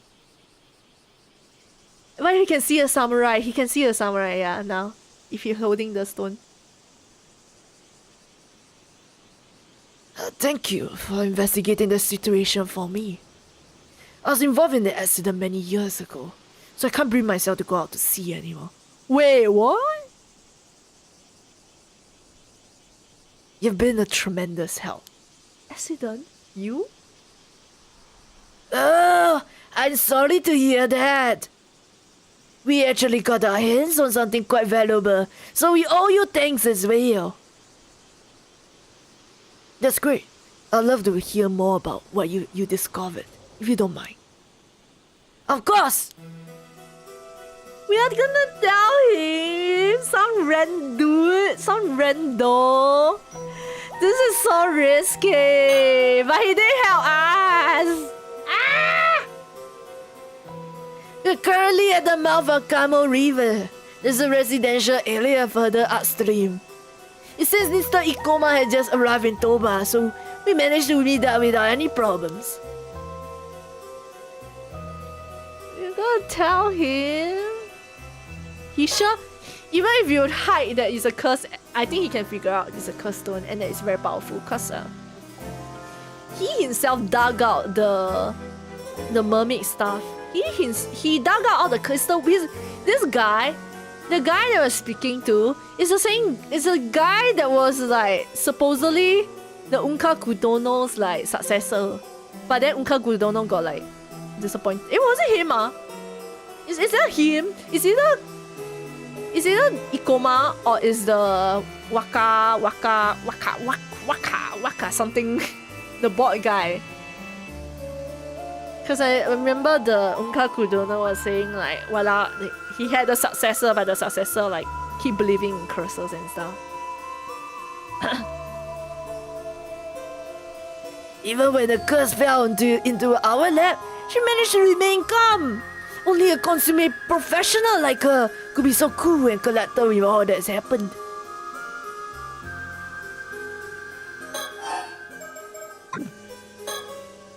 He may look scary, but his demeanor is surprisingly gentle and kind. He's a very polite young man. People like him tend to be misunderstood because they're a little awkward. He must struggle with that kind of thing a lot. You sure like him, huh? The diver I hired to perform the search was an armor diver living in Toba City by the name of Tamiko Suma. I thought there was no way we could pull off the search, but then when she agreed to take on my request, but then she agreed to take on my request. I feel terrible about what happened. I can only hope that she's still out there somewhere, unharmed. She had no way of knowing how dangerous this job was. Yeah, oh my god. Please, I'm the one who sent her out there. If there's blame to take, it's mine. But still, what exactly happened out there? About it? Let's start with this metal box the armor diver found. Please do. This man, beside this man, dude. Well, you can see the samurai one. No, the samurai one will be with Kikuko at this point, even if it's originally under him, right? Are you okay, Speecherson? Hey, Date. It appears Miss Suma decided to take on my commission alone and set out to sea by herself. Perhaps things would have ended differently if there had been a boatman with her.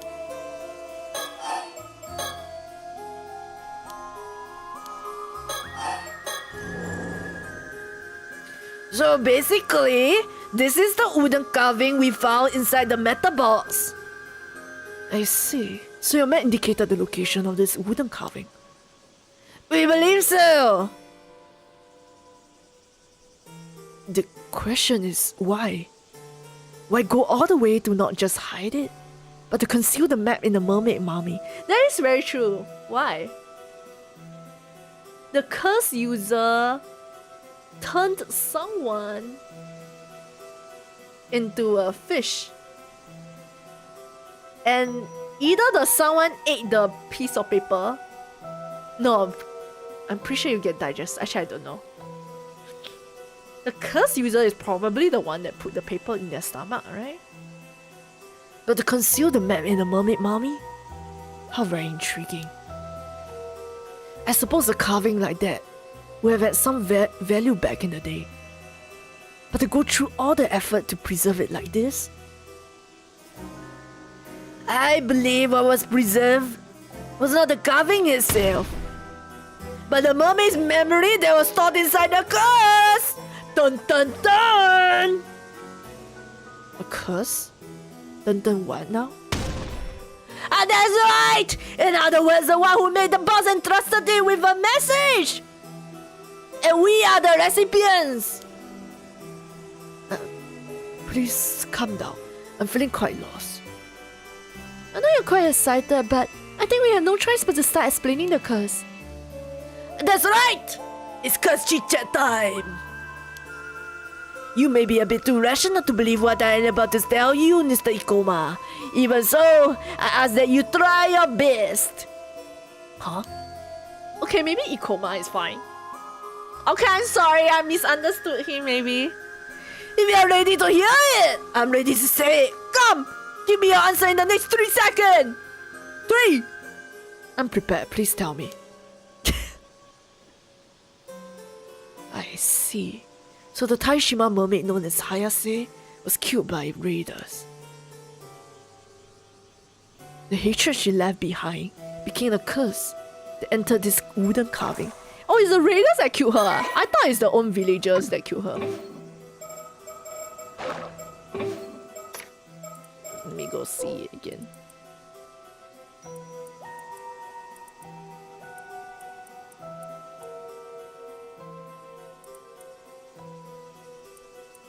Tortured to death. You getting lured by Ikoma? Maybe I am. What if the fish was someone who got turned and ate the paper? Yeah, that's what I was thinking. It's either that or the... But then, I feel like the paper won't survive, eh? If the body is not mummified, I feel like the 400-year-old paper will not survive. If the person ate it. And then mummified with it. I don't know. I feel like the juice will do something to it. Even if it's just a short while. Okay, I don't know how fast the fishification happens, okay?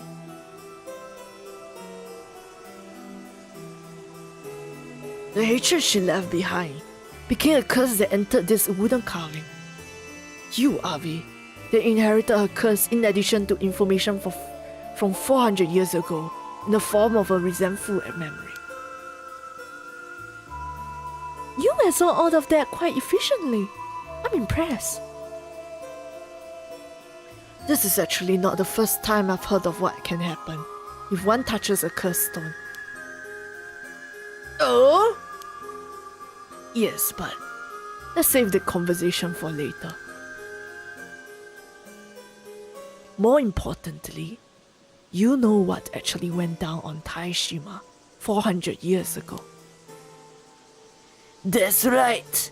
I know the truth. All of it. What happened? What didn't? I know it. You seem a bit frazzled. Do you need more time to collect your thoughts? There's no need to worry. I am prepared, but it will take some time to explain. Yay! Explanation on what happened 400 years ago. Yay! He accepted the supernatural aspects of our story quite quickly. Well, you did already believe in mermaids after all. Hello! Welcome in, Raiders Baby Flash. Welcome! It's a baby You're flash playing raid. Hogwarts 11 people Legacy. touching down. Thank you so much for the raid. This is the baby raid, baby raid, baby raid, baby raid, baby raid. I was Hogwarts Legacy. Where were you playing on Hogwarts Legacy? The motherfucker just refused to move. Stupid cow horse. Okay. Fun. You play on which system? I think Switch also have now, right? Switch 2. Is it on PlayStation? I know it's on PC also. Thank you so much for the raid. You play on PC. Does it run very well on PC? I wanted to play it, but I think I'm not really that much of a Harry Potter buff, so I would play it purely because witch, I mean not witch, but I mean it's sorcerers, sorcerer, right? Magician, sorcerer, flying around, open world, but like that's pretty much it. I think if I was a Harry Potter buff, right, I would definitely be all over Hogwarts Legacy. It's free on Epic now. I did not know that. Thanks for telling me. And soon. Okay, let me see if I can log in to Epic. Epic forever need an update. Do you get it free on Epic then, Baby Flash? I'm not a fan either. Free just stay. You play how long already? You just started since I guess you do you get it when it's free also? Got it long ago, but it's free too. Oh! Oh, you edited already. Wow. Okay, let me go get my free game, guys. Give me a moment.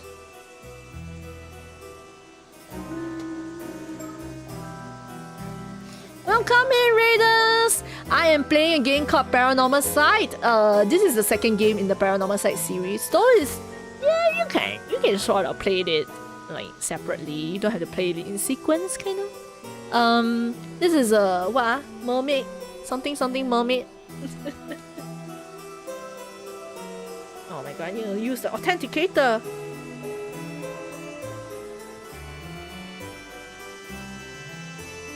Epic Games.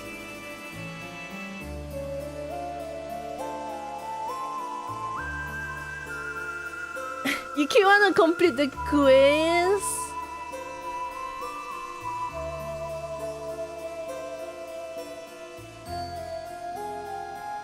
And know what happens next. Ooh. Is it like an original story, actually? Oh, I still need to click on... You need to set out the privacy policy thing. Play for free now? What else is for free? Oh, this one is called Greed. Hey, there's this cute little automation game that's free also. Some odd swirl thing.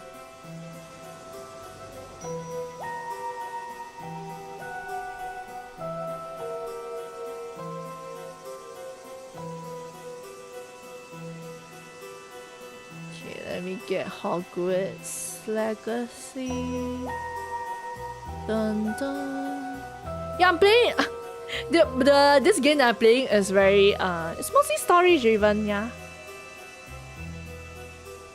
It's there's curses, there's psychics, there's exorcists, there's mermaids, immortals. Mermaids are immortals. You can get cursed and turned into a fish. There's a big curse that's gonna cause a tsunami thingy that will wipe off the whole island, something like that. Also, that is a paranormal side. Thank you again, baby, for the raid. If you need to go and rest, please do. Thank you again for entrusting your community with us, with the Heartless. Thank you. Oh, Sparks, yeah. You can go sleep. Good night. Good night. Good night. Have a great stream. Thank you. I'll probably sleep soon also. It appears Miss Suna decided to take on my commission alone. Oh wait, this time I do it already. Oh, same. That reminds me. I meant to ask about the metal box. If it's been lying on the seafloor for 400 years, how come it wasn't discovered until now? It was most likely sealed inside a rock or something until a few months ago. So it was sealed away until a certain amount of time had passed? No, I believe the box's unsealing may have been triggered by something. Triggered by something? Huh. Triggered by something. It is time to reveal what truly happened 400 years ago to Taishima and the mermaids.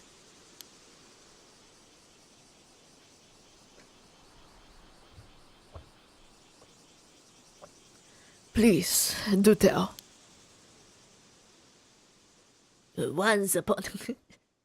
around 400 years ago, the area of Shima province, which included Taishima, was governed by the Cookie Clan.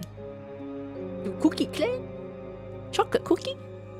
The leader of the clan at the time was Cookie Sumitaka, and it was his duty to protect the secret of the 3 mermaids living on Taishima. There must have been Sobe, Nagame, and Hayase. However, the legend that eating mermaid flesh could grant immortal life was well known. So he secretly hid them on Taishima, so no one will learn about their existence. It appears Sumitaka thought of the mermaids as a sacred, a divine existence. The thought of seeking immortality for himself likely never crossed his mind. The land where the mermaids lived was a sanctuary that he fiercely protected at all costs. In other words, Taishima was an island where people worshipped the mermaids in secret. Indeed, it meant the people living on the island were not simple commoners, but gods tasked with protecting this sanctuary and its mermaids. Sumitaka was so dedicated to keeping the mermaid secret that he kept the existence of Taishima out of the historical records. The public believed the island was entirely uninhabited. I see. By keeping its existence hidden, he was able to keep the mermaids safe. However, a vessel of Sumitaka's uncle, Yoshitaka, learned about the mermaids on Taishima. He passed this information on to Yoshitaka, who believed obtaining immortality was a must to rise to the top in an era that was often plagued by war. He commanded his vessel to lead his army to Taishima and do whatever he had to do to return with the flesh of a mermaid. Sumitaka and those on the island resisted, but the invading army was too powerful. The island was swiftly overrun. Ultimately, Hayase was captured and brought before the vessel. The mermaid. The vessel tortured her, demanding she grant him the power of immortality. But Hayase did not yield, even to the most hellish torments. She screamed and cursed with despair and anger until her dying breath. That's horrible. The hatred Hayase felt at the moment of her death led to the creation of the curse of the forsaken fish. And that is what I learned from the resentful memory inside the cursed stone. Does this mean mermaids were a real thing? Why would you ask that now? When we have Sato?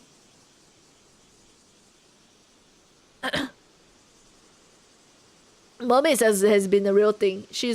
Sato is also one of the three mermaids. I forgot about that. Wow. Sato, just like that. And that is what I learned from the resentful memory inside the cursed stone. Hi, Dan.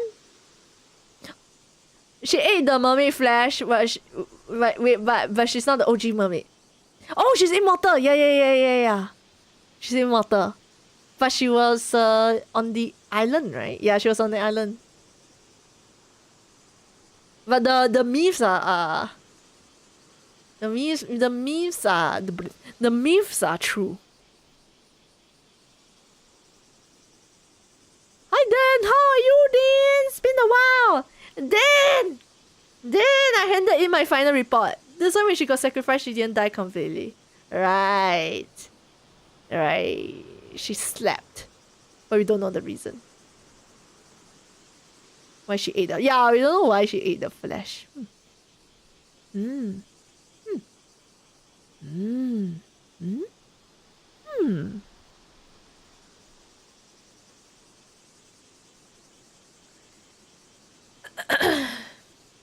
Blue shirt man is 120% man. Wait, why? Why are you calling 120% man? She was just curious about the taste. But to be honest, that is only half. Half of what? Half of the memories. The other half is the memories of the one who left behind the metabots. Namely, the story of how the curse of the forsaken fish became a cursed stone. What? Now this is gonna be completely new.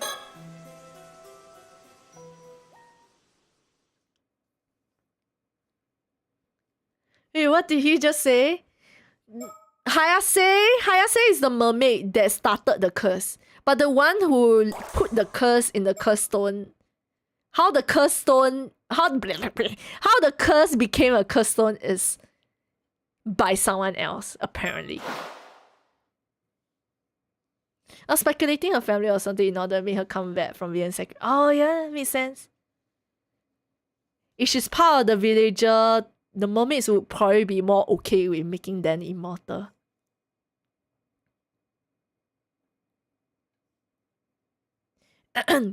Having failed to attain immortality, the vessel flew into a rage.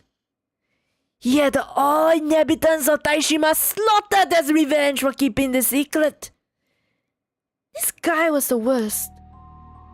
Finally, he continued his advance into the sanctuary the islanders had protected down to the last man. There, he destroyed his shrine. All inhabitants have been killed. Okay.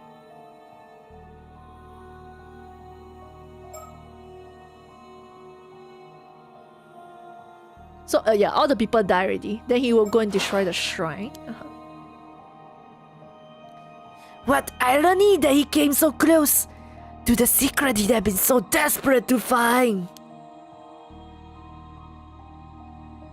Are you saying the other two mermaids were still in the sanctuary? No. They had already fled Taishima. Princess Hatsune Miku. Actually, there were two other survivors. Sumitaka's adopted daughter, Princess Hatsune, also escaped the chaos of the invasion unscathed. I didn't know Hatsune Miku Hatsune was here. Oh, but it makes sense because Sumitaka take care of this place and he put the daughter here, I guess. There was one other islander who managed to survive as well, taking within the treasure the mermaids had protected. Oh!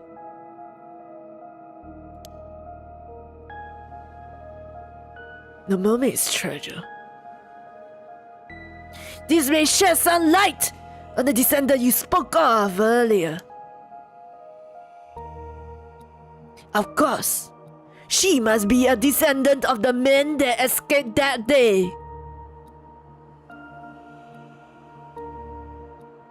We now know she was correct when she spoke of 3 mermaids living on Taishima. So we do. Putting descendants aside for now, let's return to 400 years ago. The vessel's invasion and destruction of the Centrally was like a trigger.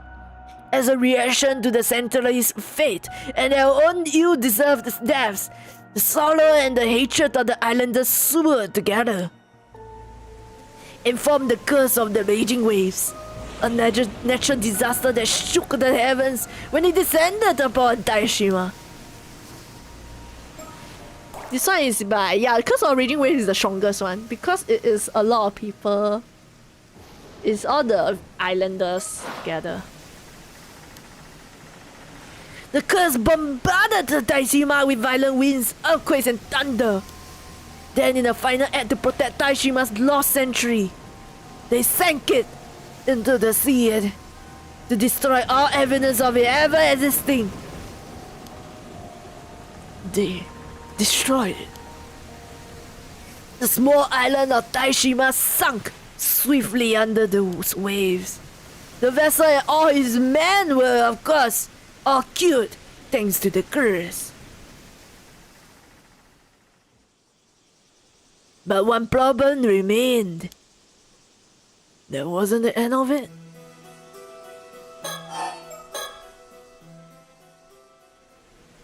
No, there's one single whole island. Yeah, that's the curse of the Raging Tides for you. Yeah, is that OP? There was also another also very OP curse in the first game. Then he wanted to kill like a lot of people at one go, but I forgot what was his curse.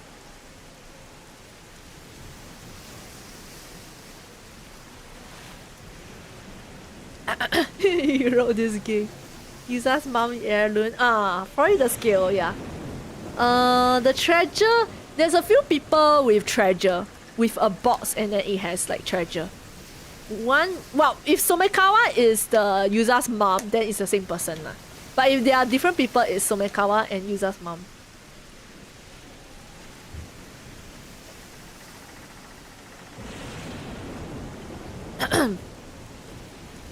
Taishima was destroyed by the natural disasters caused by the curse of the raging waves. But the calamity continued for many days. It must seem as though it will never end. I can't imagine how terrifying it must have been. Sumitaka even sought out the famous Omnyoji to dispel the curse, but he was unsuccessful. The curse would eventually sink to the bottom of the sea, alongside the sanctuary, and be sealed there. Only then did the calamity end. Yet, it appears this curse was so powerful that it required a sacrifice to be truly sealed. A sacrifice? She's Hatsune! Not just any sacrifice, but a living one. Princess Hatsune offered herself up to be that sacrifice. Oh! You said she was Sumitaka's adopted daughter, yes? And that she lived on Taishima. That appears to be the case. Sumitaka was evidently so taken with her that he decided to adopt her. The rumor that she threw herself down a well was likely spread to cover up the real cause of her death. So Princess Hatsune was actually sacrificed. The seal will hold for 400 years. They must have hoped that the curse itself would fade during that time too. However, the curse of the forsaken fish created by Hayase also continued to linger in the same place. So the Omnyoji sealed it inside the wooden carving, turning it into a cursed stone. Then the same Omnyoji, knowing that the seal would only last 400 years, stored his memories within the cursed stone to pass on this information. He wished to pass down his knowledge for others to use in the event the curse outlasted the 400-year lifespan of the seal. He left behind instructions on how to completely dispel the curse of the raging waves.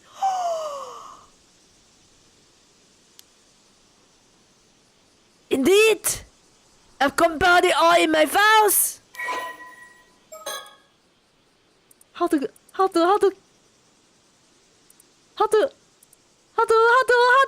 it? Then we don't need to sacrifice Sato. Also accused of bringing the curse was called the Raging Waves curse stranded. So it's partially active since its inception. Sacrifice of 500 years, merely served to seal. Marin Minakuchi attended leave the curse once and for all. Only for her failure to give rise to a disaster 5 years ago. Even that the curse did not fade during 400 years, it was sealed. The Onyoji originally responded for sealing the curse, left behind a plan to dispel it. It was his belief that the curse power would have weakened enough by the point that performing the following steps would be enough to lift the curse completely. Hold on. Let me see.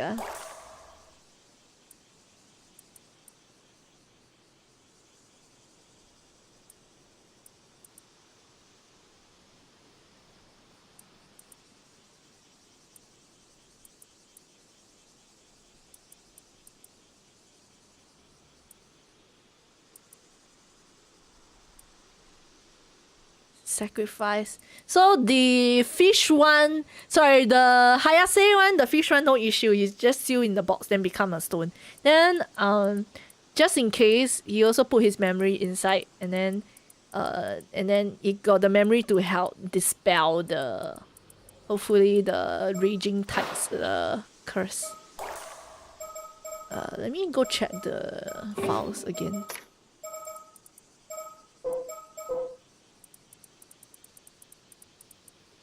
Thou must unbind my seal, risen from the depths with the iron box. Second, thou must offer the steel-type mirror bequeathed by the sacrifice to the sanctuary. Third, let those who share blood with the lost souls of Taishima be the ones to offer appeasement. Wow.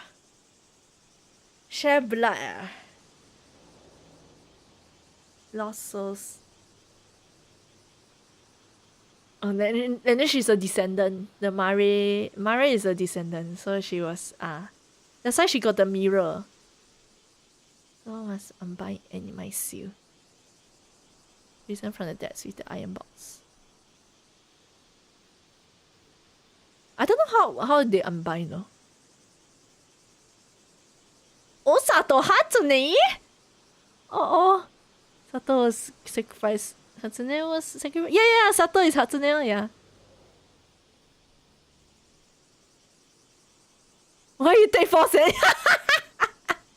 Yeah, why you take 4 sentence? Drink more water, you should. Need Yuza. If it's not Mari, then it's Yuza, yeah. Yuza's mom is from the island. Oh my god, you're so gone. You are so good. Yeah, Yuza's mom I said it earlier. They thought Yuza's mom is a raider, but she was in fact the raider. She's one of the descendants of the survivors of the island. Or should I say, the one and only survivor. There's only one survivor. There's only only one guy survived. Then Hatsune sacrificed, and then technically Hatsune also can do the curse thing. I mean, can help to. Can she? Maybe she can. I think maybe she can.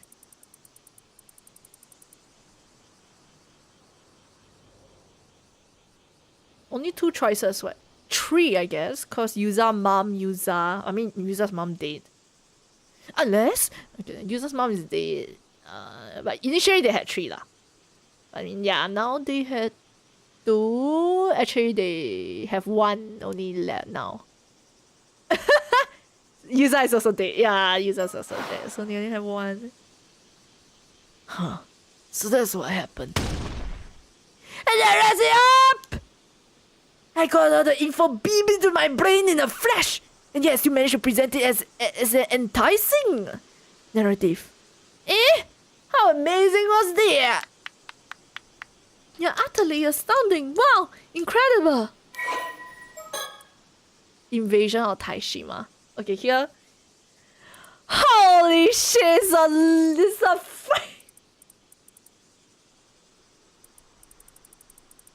yeah, I'll glance through it, okay?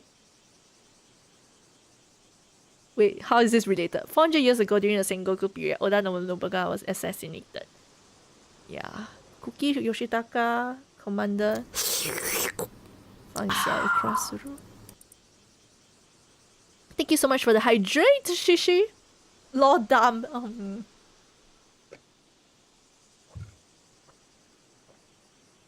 Okay, I will briefly read it.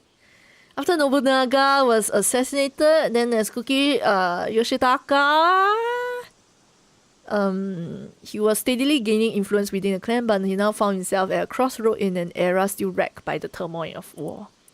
It was then that the vassal of the Kuki clan, Komatsu Sadamune, who is that? Approaching with some intriguing information. Oh, there's a betrayer! Snitch! Get him! Freaking snitch! According to Sadamune, 3 mermaids were said to be living on Taishima under protection of some of the island's residents, even though the island was originally thought to be uninhabited. Widely known through the world that eating the flesh would grant immortality, Sadamune dealt Yoshitaka to take advantage, so they wanted to capture the mermaid. Okay. Kuki Sumitaka, Yoshitaka's nephew, head of the clan at the time, strongly opposed. Sumitaka have his protecting the mermaids.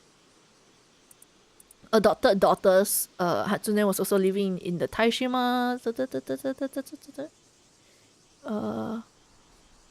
The freaking snitcher, Komatsu Sadamune snitcher, reported to Yoshitaka that Sumitaka was not only planning to keep the mermaids for himself, but was also secretly moving to build an army of his own.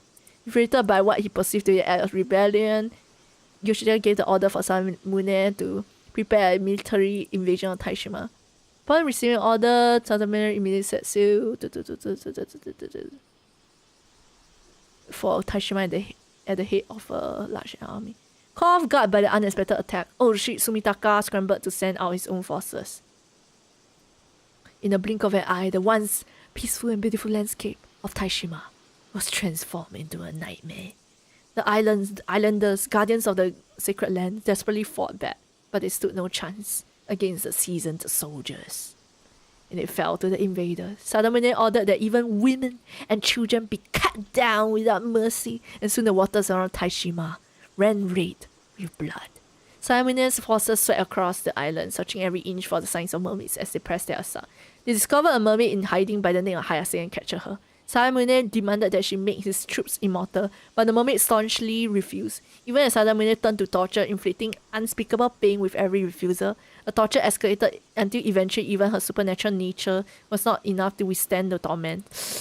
Ooh. On the brink of death and resigned to her fate, Hayase gave a final terrible cry, overflowing resentment and anger as she breathed her last. Sadamune ordered his men to take the flesh from her body, But as they moved to do so, a strange phenomenon began to occur. All the soldiers who approached her body began to transform into fish, their bodies decaying rapidly as the transformation took hold. Hayase had cast a curse upon them with her dying breath. With the one mermaid Sadamune had captured dead and his forces decimated, he began a mad search of the island in pursuit of the remaining two mermaids. Eventually, he found a deep cave in the interior of the island that extended far beneath the earth, reaching down to the sea floor. In the deepest part of the cave was a shrine, and a door with a powerful seal over it that he couldn't open no matter how hard he tried. Convinced this had to be an entrance to the sacred land, the home of the mermaids, Sadamune gathered all his remaining gunpowder and artillery and unleashed it on the door, destroying both it and the shrine in the process. The next moment, a violent tremor wrecked the entire island, and the skies above were engulfed by storm. Why is this shrine? This shrine was protecting them somehow. The repercussions of his desecration of the sacred land and the resentment of the islanders he had senselessly slaughtered blended together, unleashing an all-consuming calamity that seemed to shake the very heavens and earth. Thinking about the whole... Isn't this just whatever we heard just now? Bold of you to say that when you missed... When you... when you missed several things... This one was kind of new. The part where Hayase was facing them. It's more in detail.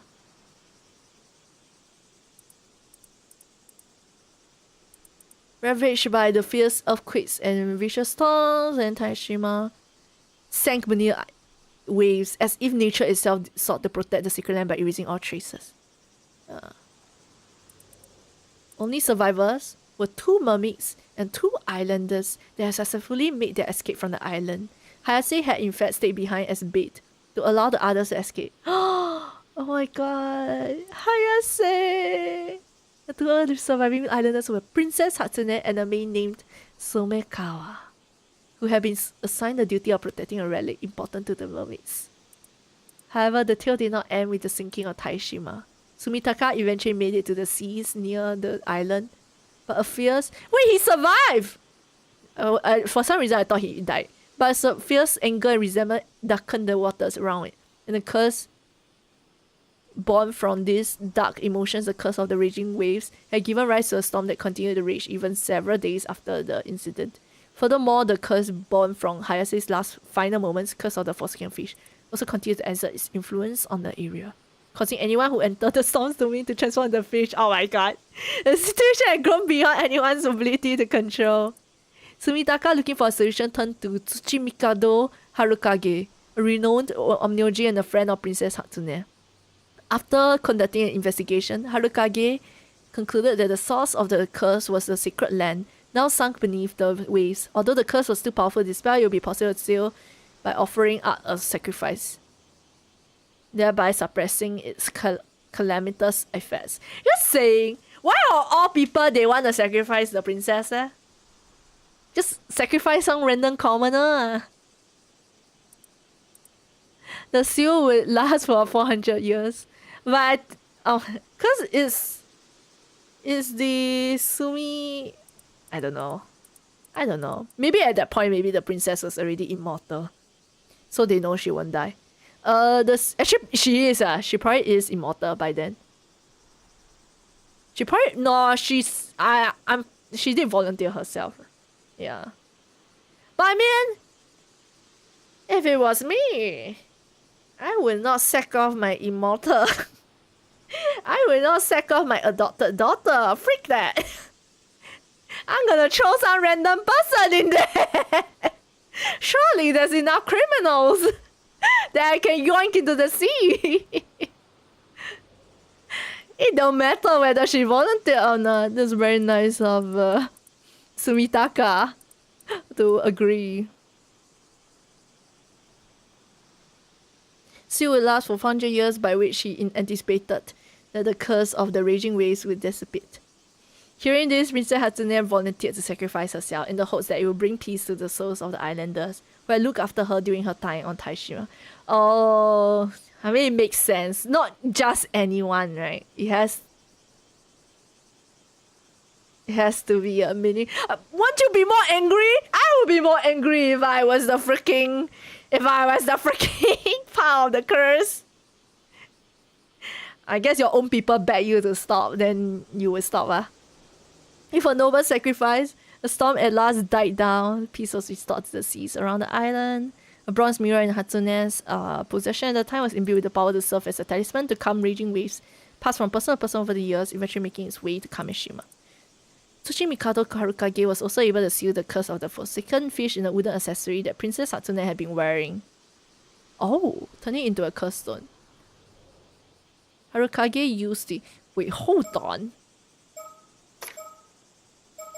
Hold on. Let me look at the curse stone. You wear this thing? You wore this?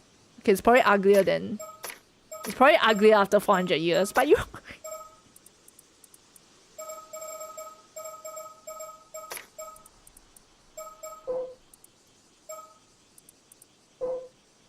Wait, where was my... No! I lost my... Oh, wait, it's here. Invasion.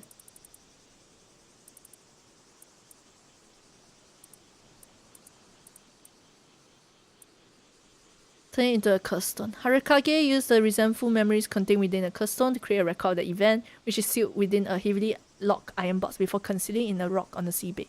In the event the curse of the raging waves had not abated even after 400 years, he made it so the seal on the rock would be lifted at the same time as the seal on the sacred land, so that the record of what had happened and the method of undoing the curse would make its way to future generations. Meanwhile, to protect the sacred land and the mermaid, Sumitaka ensured all records of Taishima were erased, so no mention of the island or the disaster that had befallen it would make its way into historical accounts. He also concocted a tale in which Princess Hatsune had thrown herself down a well in defiance of a political marriage in order to conceal her sacrifice.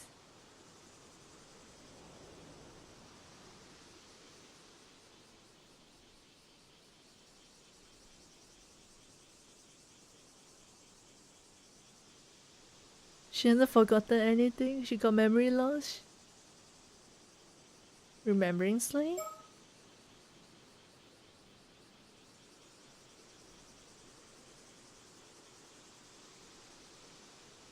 She volunteered. Yeah, she volunteered. Sato knows Yuza's whole family tree.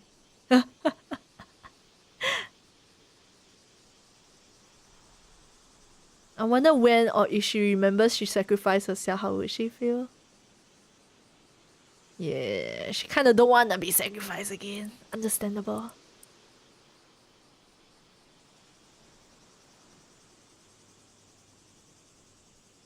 Whether or not she remembers if she offered herself or not is still up in the air. Because if you remember you volunteered being a sacrifice, would you still react the way she did? It just feels like she didn't remember that. I mean... You can reluctantly volunteer. She...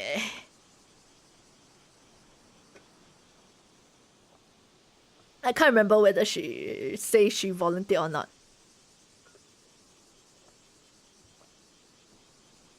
She made connections, so she said, yeah. Afterwards, Kuki Yoshitaka, infuriated not only by his failure to obtain immortality, but also by the loss of his primary military force, murdered Sumitaka, who opposed him to the very end and seized control of the Kuki clan in both name and nature. He has his vessels searched the area around Taishima countless times, said they found neither the mermaids nor any trace of their existence. Okay, done with that. Law dump! Oh, I'm tired.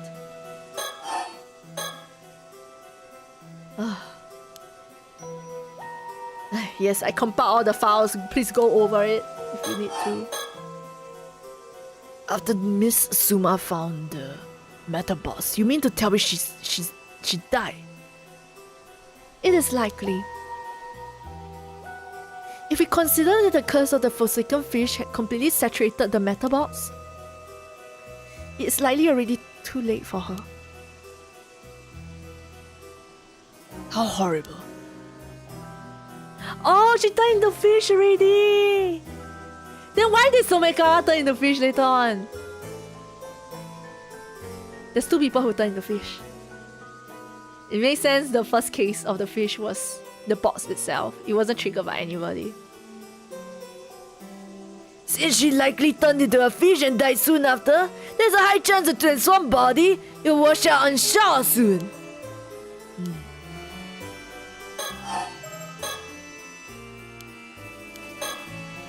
Oops. We're currently at the mouth of Kamo River. There's a residential area further upstream. And since Nitsuta Ikoma had just arrived in Toba, so we managed to meet up without any problems. When Ikoma's dead, I suppose we ought to tell him everything we have learned.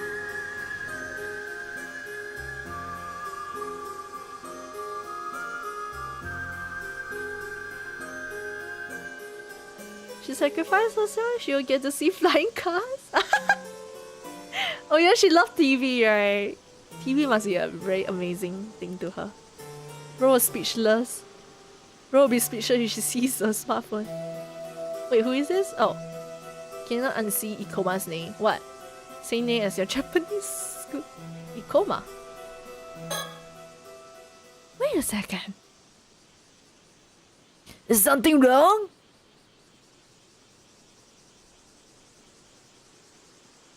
Avi, if someone is affected by the curse of the Forsaken Fish, the transformation starts at the feet and travels slowly up, yes? Oh, then she immediately died, lor. Alright, wait. I believe so. Though it's hard to say for sure without witnessing it. If it is true, then that may explain the true identity of the fish mermaids discovered in this area. It could have been the bodies of those who died in the middle of transforming due to the curse of the Forsaken Fish. Oh, that's a convincing theory. Fish mermaids have been recorded as having only human heads or faces, or appearing human just from the chest or shoulders up. If the curse starts at the feet and travels outwards, that will explain the variety of fish mermaids that have appeared. The process is so painful that most die mid-transformation. Then the curse causes the corpse to rapidly wither, forming a fibrous mass. It may even be the true identity of your mermaid mommy. Interesting. Still, without analyzing it directly, there's no way to know for certain. But perhaps this is why the mermaid mummies originating from Japan are of such high quality.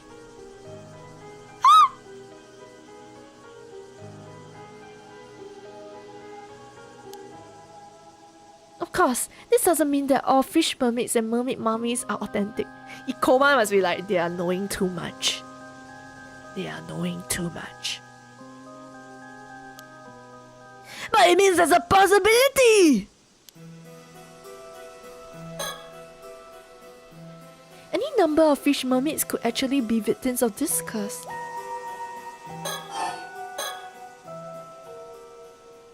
Actually, I just remembered there were 2 points on your tail I wanted to discuss.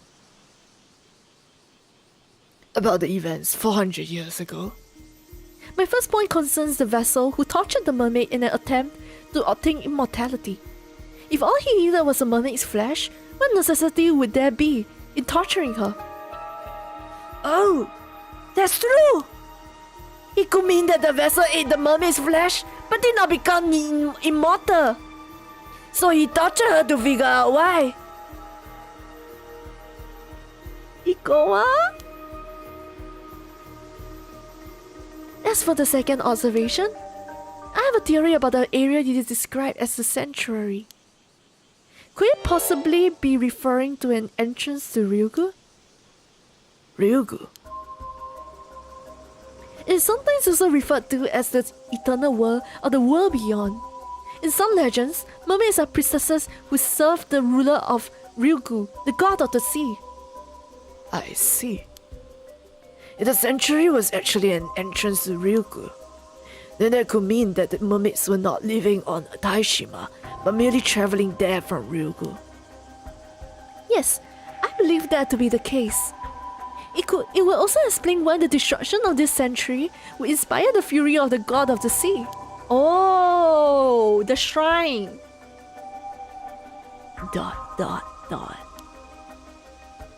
To be honest, it's difficult to believe that the grudges of the inhabitants of Taishima will be enough to explain what happened.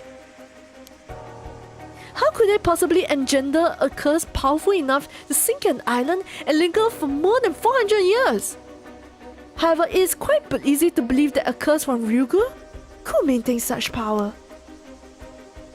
That also explains the necessity of a living sacrifice. Of course, one would be required to seal an entrance to Ryugu. But if the entrance to Ryugu was sealed, what become of the two mermaids that fled Taishima? I thought Sobe and Nagami managed to return to Ryugu.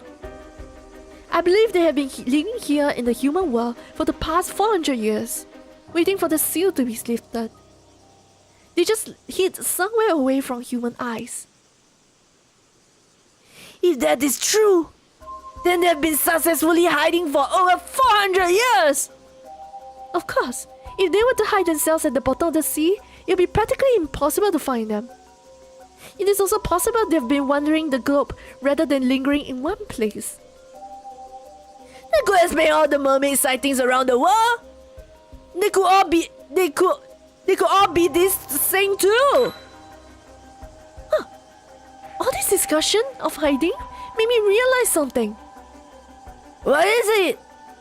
Do you recall the story Mr. Ikuma told us yesterday of the mermaid who became human? He's suggesting she decided to join human society because she could not return to Ryugu. It's a possibility we could consider. But that occurred only a few decades ago. Why would she decide to become human just before the seal was released? Perhaps the circumstances change. We can only speculate on the motivations of someone who has lived for centuries. It is possible she did not feel compelled, but decided to become human out of her own desire. Like love! Choikwa overboard test it. Oh, Pinky gonna go to sleep. Good night, Pinky! Somekawa? But Somekawa should be the descendant, no? So she could still be a mermaid. Oh my god, we went from like mermaid to like descendant to like mermaid again. Maybe, I don't know. But the timeline does match though. Cause she say a few decades, right? Always live among humans. Yeah, you see? Could she have met someone she wanted to live a mortal life with? Like in The Little Mermaid. That is certainly possible. And quite romantic too. I have to write this down. It could make a solid novel. Oh, I've just realized something. What is it? You heard about this mermaid from the descendant of the Taishima survivor, yes? That's correct. I feel it's only right that they are informed of the things we learned. We'd love to talk to her. Oh. We're quite curious about this mermaid treasure too. It must have been passed down to them through the generations. What if? What if they're different people leh? Somekawa is really the descendant. And then Mari Minakuchi is a mermaid. And she's called Mari Somekawa though. Mari Somekawa is a mermaid and fell in love with a human. But she also have the mirror though.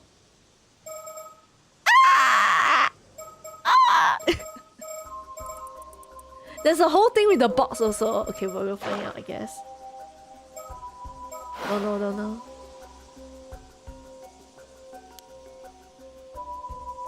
I understand. I'll probably drop by her place later anyway, since I also have to handle the matter with Miss Suma. I'll discuss it with her then. Thanks! That'll be great! That's it. In return, I have a favor to ask of you. Go ahead! We'll do whatever we can! You said that seal over the entrance to Ryugu has been lifted Is that correct? Yes, he has most likely have been gone for several months now. Wait, hold on. Oh, that was Sasuke. Yes, he has most likely been gone for several months now. Huh? Really? A horrible curse has been swirling around the area where Taishima used to be. It's possible that the curse is the curse of the raging waves, and is searched out from Ryugu once more now that the seal has been lifted. The fact that we were able to open the metal box is proof enough that the seal has faded. That would mean that the entrance to Ryugu is now open. Well, the situation is quite unstable now, what with the curse of the raging waves seeping in through the entrance. At any rate, what did you want us to do? There is an island called Kamishima that is located quite close to where Taishima once was. There is something I would like you to do for me there. This request does in fact have some relation to our current conversation. Oh!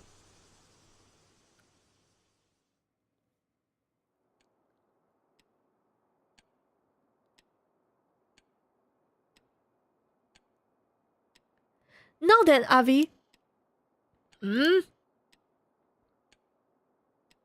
we decided to tell Ikoma everything, but I know there is some information you kept from him.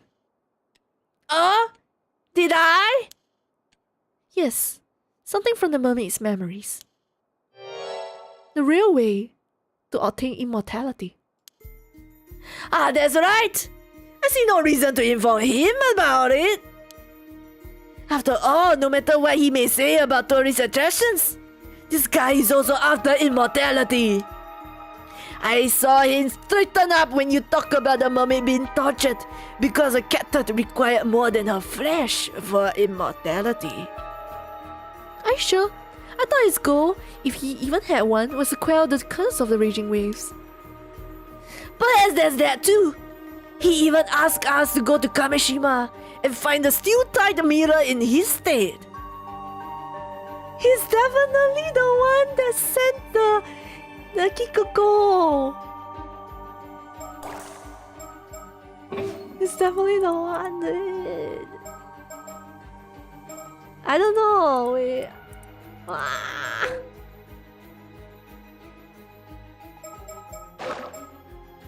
I think he's the one. I don't trust him.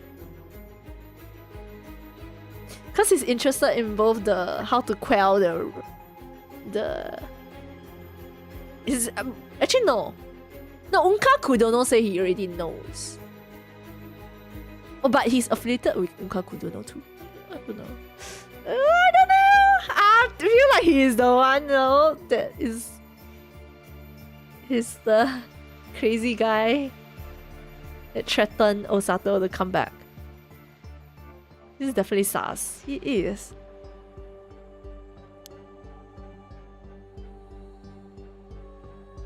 You did mention lifting the curse required the mirror as well as the help of the Taishima descendant, right? There was also something about lifting a seal first, but I don't know what that part's all about. Lifting a seal. Oh yeah, that's the part I was asking. Because there are 3 steps. Lift the seal, use the mirror. Lift the seal, use the mirror, and use the treasure or something. Is it? Wait, no. I think maybe the mirror is not part of it. Wait, let me go and check again. There's a 3-parter. Let me get it right. Lift the seal. Oh yeah, okay, a mirror is here. Offer mirror. And then, it must be descendant. Oh, okay, it's just a mirror. Wait, then what was the treasure thing, huh?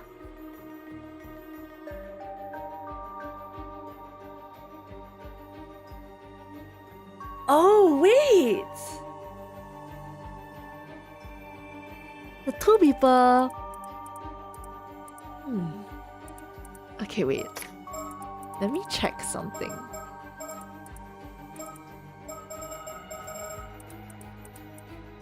I think it's just bonus.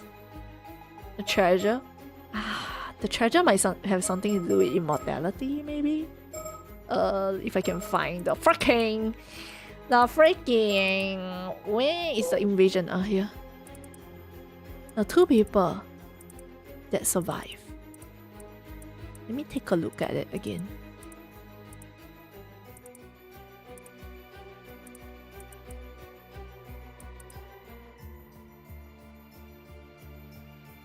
Assign the duty of protecting a relic important to the mermaids. It's just a relic that's important to mermaid. They haven't talked about what is it for.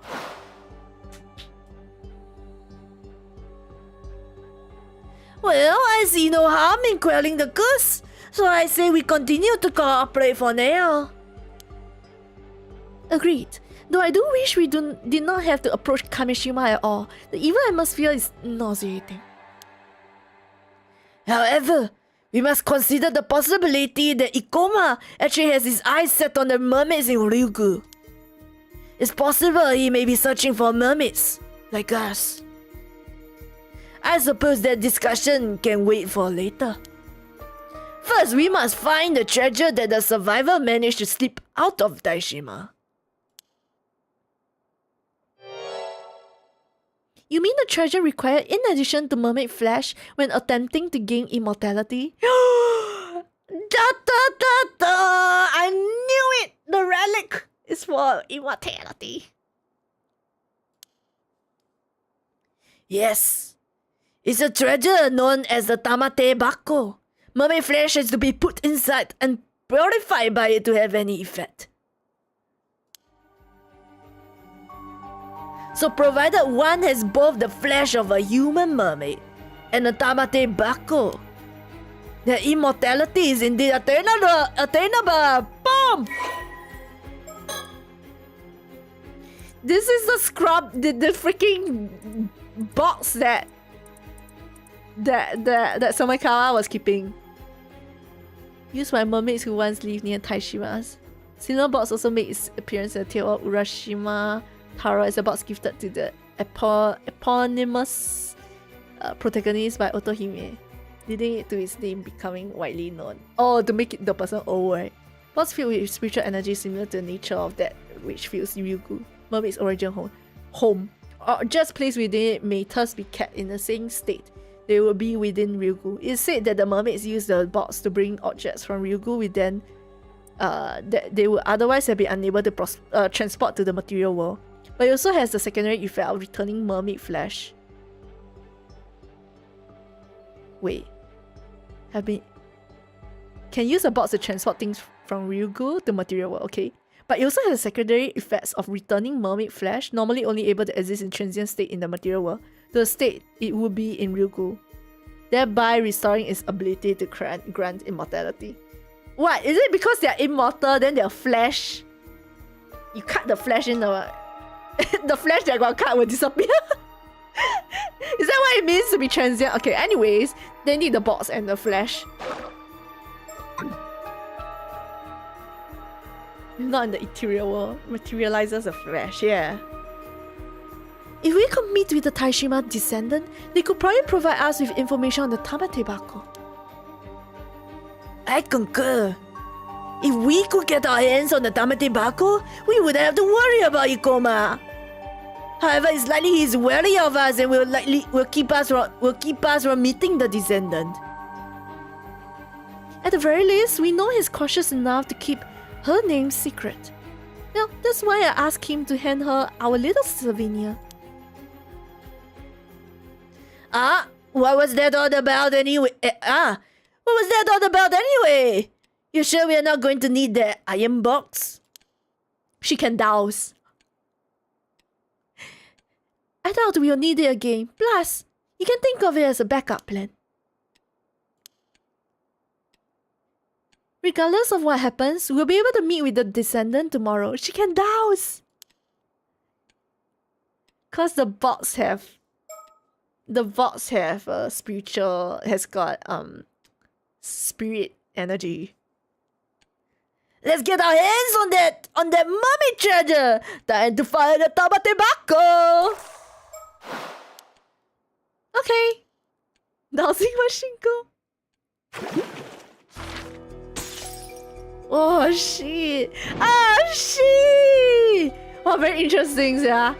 At first, this part was like so boring.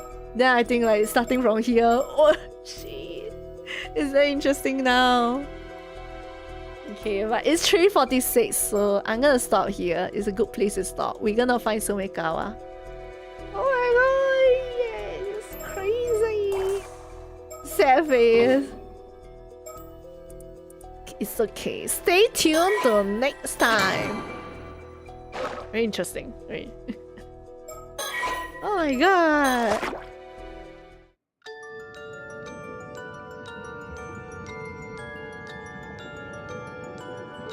Oh, I feel so bad for Hayase. She kinda tortured it. She stayed behind as bait. Oh my god.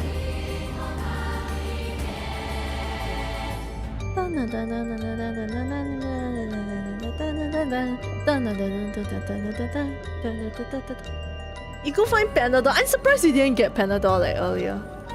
The Panadol will take a while to start doing its thing, yeah. But yeah, guys, that'll be it for today's paranormal side. But there was a lot down. We can't just leave. You can, if you really do, you want to keep listening, you can just use your phone, maybe. But the Panadol, I wouldn't remember who you said. Oh. Sometimes Panadol makes me more alert, so I forgot about that.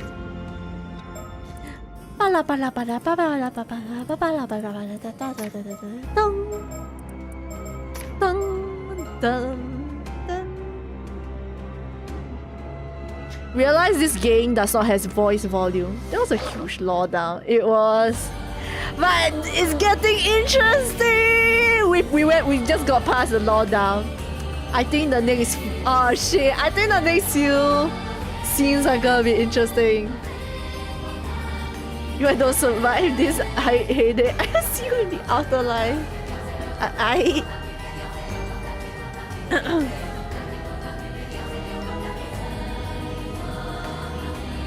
I remember the first game, honestly, there were some parts that were also like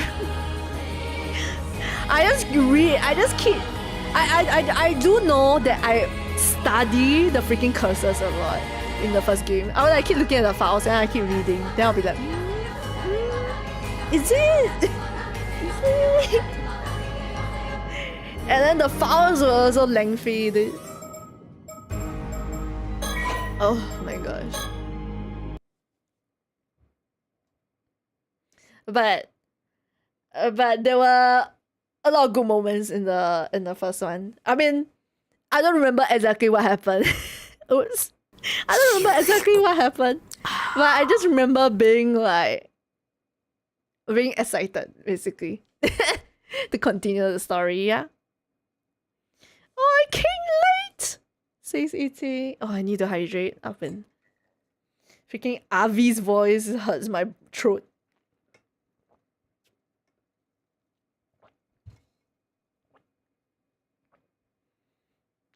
You don't remember what happened? I just remember at the very end, we got the freaking Tsutsumi punching and getting punched or something. No, he was getting punched, I think. He was getting beaten up. But I forgot what was it about. Oh my god. I remember we liked Tsutsumi, which is the police. Which was the old police guy. Tsutsumi! But I may forget what he was doing. Besides investigating. I have very little memory because some days you play before I came, so I missed it completely. I don't think you missed that much though.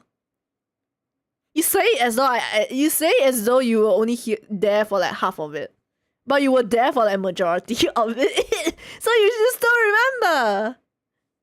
You just have poor memory like me too. Which is I don't remember parts of the story. Oh, you missed the front part because you are employed. Anyways, I think it's quite late. I think I will just end the stream, actually.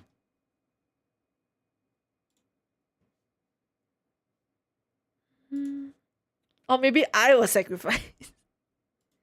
There was in the first game there was the so-called like fourth wall meta gaming thing, which is got one of the curses. If you hear the voice of the echo, you will die. If you get squashed. I remember you get like stomp on or something. You get killed basically.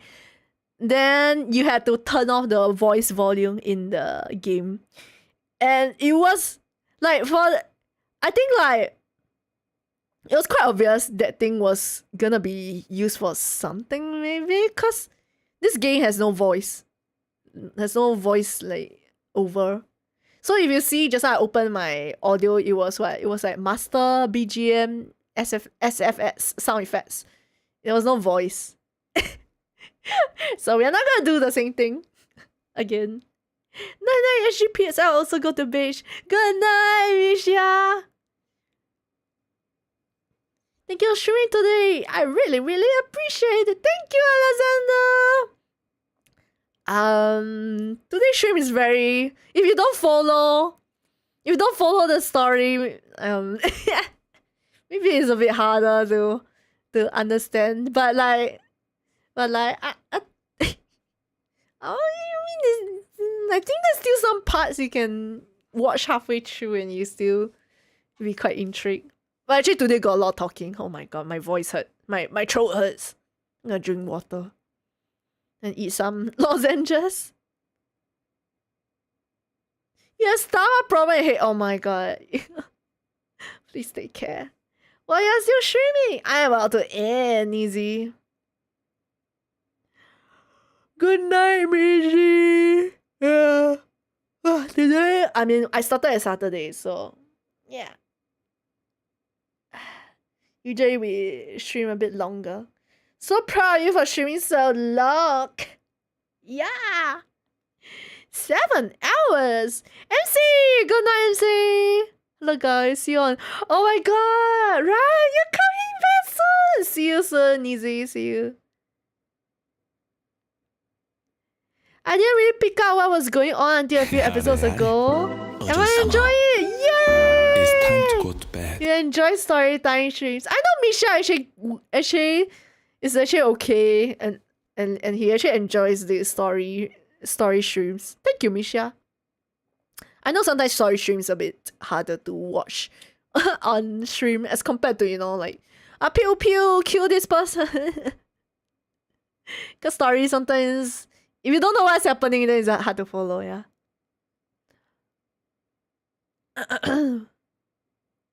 But hopefully is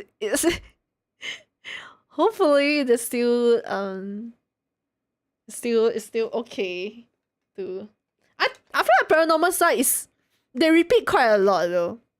And sometimes even if you don't follow, sometimes if it's the exciting parts, it's still exciting, even if you don't really know what's happening. You took leave. You don't want Saturday to cut. Oh my god. I don't want to go to Dojima. You're almost done, Ro. Hello, Bluka. Oh, hi, pretty one. How have you been? I'm good, pretty one. How are you, pretty one? And good. We just finished paranormal side. It was fun. It was very exciting. I'm excited for the next stream of paranormal side because I think it's gonna be quite exciting. We're gonna find Somekawa. We are gonna find out why Somekawa turned into fish. Okay, so some killing is gonna. I mean, they didn't say they were gonna find out how Somekawa turned into fish, but we know that she turned into fish, so it's gonna be interesting. I tune out FPS and Souls-like streams. I mean, actually, they're the perfect streams to kind of tune out, no? Like, you put it at the side, then you watch it, like, sometimes, from time to time. And then you continue doing your work.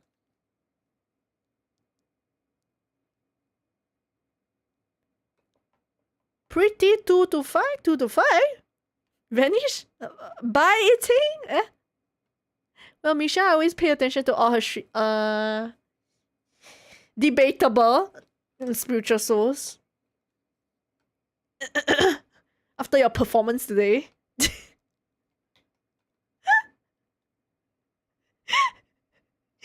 Oh my god!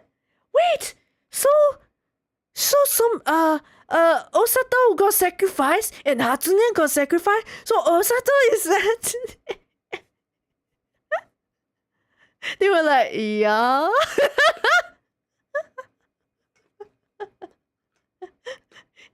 he made the realization in steps. But I think me and Ro immediately like just like, oh yeah, that's Osato.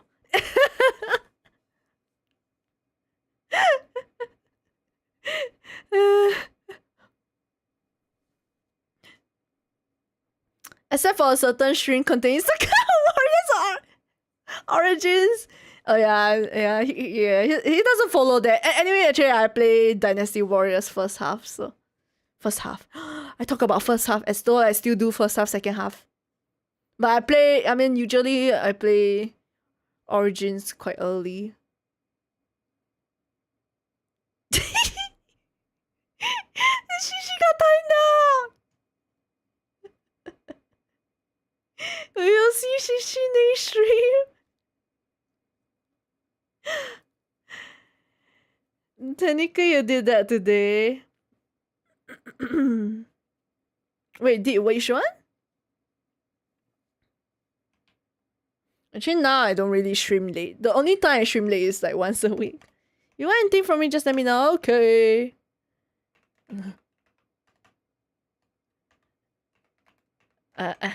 I'll save you, Shishi.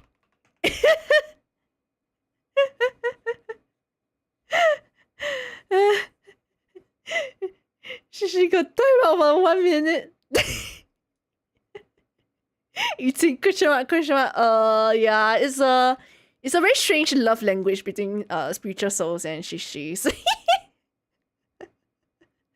Just let them be. Good night, yeah, good night. Good night, Jekyll. I'm just gonna end stream. I think most people might be ending soon. And I don't really see any. Maybe I should make more actually no, I'm just lazy. Guys, I'm lazy today. No raid. Goodbye, everybody. I don't know about Liv. Don't say that. Poor Shishi. Good night. Good night, everybody. My next stream will be on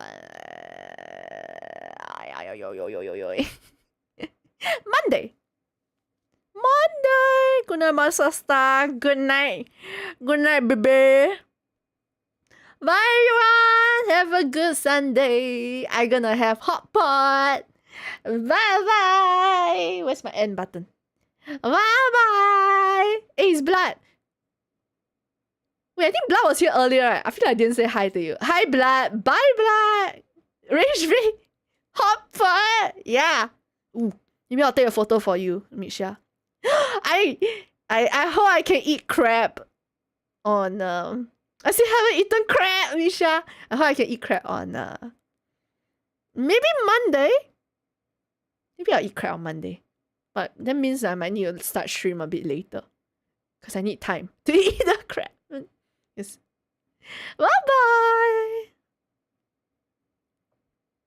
We don't even get photos. I mean, yeah, I can send you photos. Misha don't see Pop. You see Hot Pop more often, what? She's ignoring us. Where? I don't friend you. No, I read it, but I didn't read it. I read it, but I didn't read it like out. Like, freak you! I don't unfriend you. I read it. I'm just not reading it out. She don't want your photo. You can DM. Spiritual Souls is such an opportunistic. It's like the frog that can eat anything. He jumped the ship so fast. Right. Whoa, Jesus Christ, number one fin. Hello. Hello, Jesus. He jumped ship so fast. It's so funny. I'm about to end stream. Sorry, Jesus. Right. Jesus. Okay, bye-bye, guys. I'll see you all on Monday. I like your cabinet. Oh, thank you. Danke. You need Jesus for that. For my cabinet. They are my Jesus. I pray to them. Bye. See you on Monday. Bye-bye.